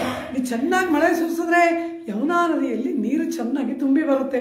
ಆ ತುಂಬಿ ಬರುವ ಜಲದಲ್ಲಿ ನಾವು ಕೃಷ್ಣನು ಚೆನ್ನಾಗಿ ಜಲಕ್ರೀಡೆ ಆಡಿ ಆನಂದ ಪಡ್ತೀವಿ. ಭಗವಂತನಿಗೆ ಆನಂದ, ಭಾಗವತರಿಗೆ ಆನಂದ, ಭಾಗವತರಿಗೆ ಆನಂದವನ್ನು ಉಂಟು ಮಾಡುವುದೇ ನಿನ್ನ ಕೈಂಕರ್ಯವಲ್ಲವ, ಅದನ್ನ ಮಾಡು. ನಾಂಗಳಂ ಮಾರ್ಗಳಿ ನೀರಾಡ ಮಹಿಳ್ದು, ಆನಂದ ಏರ್ಪಡುವಂತಹ ಒಂದು ಕೈಂಕರ್ಯ ನಾವೆಲ್ಲ ಆನಂದದಿಂದ ಇರುವಂತೆ ಮಾಡು. ನೀರಾಡ ಅಂತಾಳೆ ಅಂದರೆ ಏನರ್ಥ? ನಾವು ಕೃಷ್ಣನು, ಇಲ್ಲಿ ನೀರಾಟಂ ಶಬ್ದಕ್ಕೆ ಅರ್ಥವೇನು? ನೀರಾಡ ಅಂದರೆ ನದಿಯಲ್ಲಿ ಮುಳುಗೋದಲ್ಲ. ಸ್ತ್ರೀ ಪುರುಷರ ಸಮಾಗಮವನ್ನು ನೀರಾಟಂ ಅಂತ ತಮಿಳು ಸಾಹಿತ್ಯದಲ್ಲಿ ಹೇಳ್ತಾರೆ. ಇಲ್ಲಿ ಆಂಡಾಳ್ ಹೇಳುವುದು ಯಾವುದು? ಸ್ತ್ರೀಯಾದ ಆತ್ಮ ಪುರುಷನಾದ ಪರಮಾತ್ಮನೊಡನೆ ಕೂಡುವಿಕೆ, ಆತ್ಮ ಪರಮಾತ್ಮ ಸಮಾಗಮವನ್ನ ನೀರಾಡ. ಈ ಸಮಸ್ತ ಆತ್ಮಗಳು ಕೂಡ ಆ ಪರಮಾತ್ಮನೊಡನೆ ಸೇರಬೇಕು. ಲೋಕವೆಲ್ಲ ಸುಭಿಕ್ಷವಾಗಲಿ ಅಂತ ಹಾರೈಸಿದ್ವಿ. ಹಾಗೆ ಸುಭಿಕ್ಷವಾದರೆ ನಾಡೆಲ್ಲ ನಮ್ಮನ್ನು ಕೊಂಡಾಡ್ತಾರೆ, ಲೋಕವೆಲ್ಲ ನಮ್ಮನ್ನು ಕೊಂಡಾಡ್ತಾರೆ, ಪರಮಾತ್ಮ ಪ್ರೀತನಾಗ್ತಾನೆ.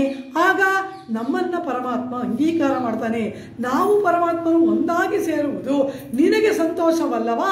ಅದು ನಿನ್ನ ಕೈಂಕರ್ಯವಲ್ಲವಾ? ಅದನ್ನು ಮಾಡು. ಆತ್ಮವೆಂಬ ಸ್ತ್ರೀ ಪರಮಾತ್ಮನೆಂಬ ಪುರುಷನೊಡನೆ ಸಮಾಗಮವಾಗುವುದೇ ತಿರುಪ್ಪಾವಯ್ಯ ಸಾರಾರ್ಥವಲ್ಲವ? ಅದನ್ನು ಹೇಳ್ತಾಳೆ. ನಾವು ಯಾರೂ ಕೂಡ ಯಾವ ಯಾತನೆಗೂ ಒಳಪಡದಂತೆ ವಾಳ ಉಲಗಿನಿಲ್ ಪೈದಿಡಾಯ್ ನಾಂಗಳಂ ಮಾರ್ಗಳಿ ನೀರಾಡ ಮಹಿಳ್ದೆ ಏಲೋರೆಂಬಾವಾಯ್. ಈ ರೀತಿ ಕೃಷ್ಣನು ಗೋಪಿಕೆಯರು ಆನಂದದಿಂದ ಇರುವಂತಹ ಒಂದು ಸುಭಿಕ್ಷತೆಯನ್ನು ಉಂಟು ಮಾಡಿ ಎಲ್ಲರಿಗೂ ಆನಂದವನ್ನು ಉಂಟು ಮಾಡು. ಅದೇ ನೀನು ನಮಗೆ ಮಾಡತಕ್ಕಂತಹ ದೊಡ್ಡ ಉಪಕಾರ ಎಂಬುದಾಗಿ ಹೇಳಿ ಆ ಪರ್ಜನ್ಯ ದೇವನನ್ನ ಆಂಡಾಳ್ ತಮ್ಮ ಭಾಗವತ ಗುಟ್ಟಿಗೆ ಕೈಂಕರ್ಯ ಮಾಡುವುದಕ್ಕೆ ಬಂದಂತಹ ಪರ್ಜನ್ಯನನ್ನ ವಾತ್ಸಲ್ಯದಿಂದ ಸಂಬೋಧನೆ ಮಾಡಿ ಅವನಿಗೆ ಅವನ ಕಾರ್ಯಗಳ ನಿಯಮನವನ್ನು ಸೂಚನೆ ಮಾಡುತ್ತಾ ತನ್ಮೂಲಕ ಭಾಗವತ ಗೋಷ್ಠಿಗೆ ಸಮಸ್ತ ದೇವತೆಗಳು ಕೂಡ ಋಣಿಯಾಗಿ ಇರ್ತಾರೆ.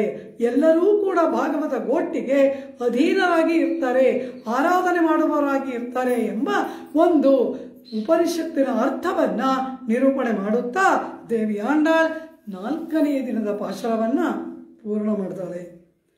ஆழி மழை கண்ணா ஒன்று நீ கைகரவே ஆழியுள் புக்கு முகந்த கொடாத்தேரி ஊழி முதல்வன் உருவம் போல் மிக்கருத்து பாழியந்தோளுடை பற்பனாவன் கையில் ஆழி போல் மிம்மி வலம்புரி போல் நின்றதிருந்து தாழாதே சார்கமுதைத்த சரமழை போ வாழ உலகினில் பெய்திடாய் நாங்களும் மார்கழி நீராட மகிழ்ந்தேரோரெம்பாவாய்.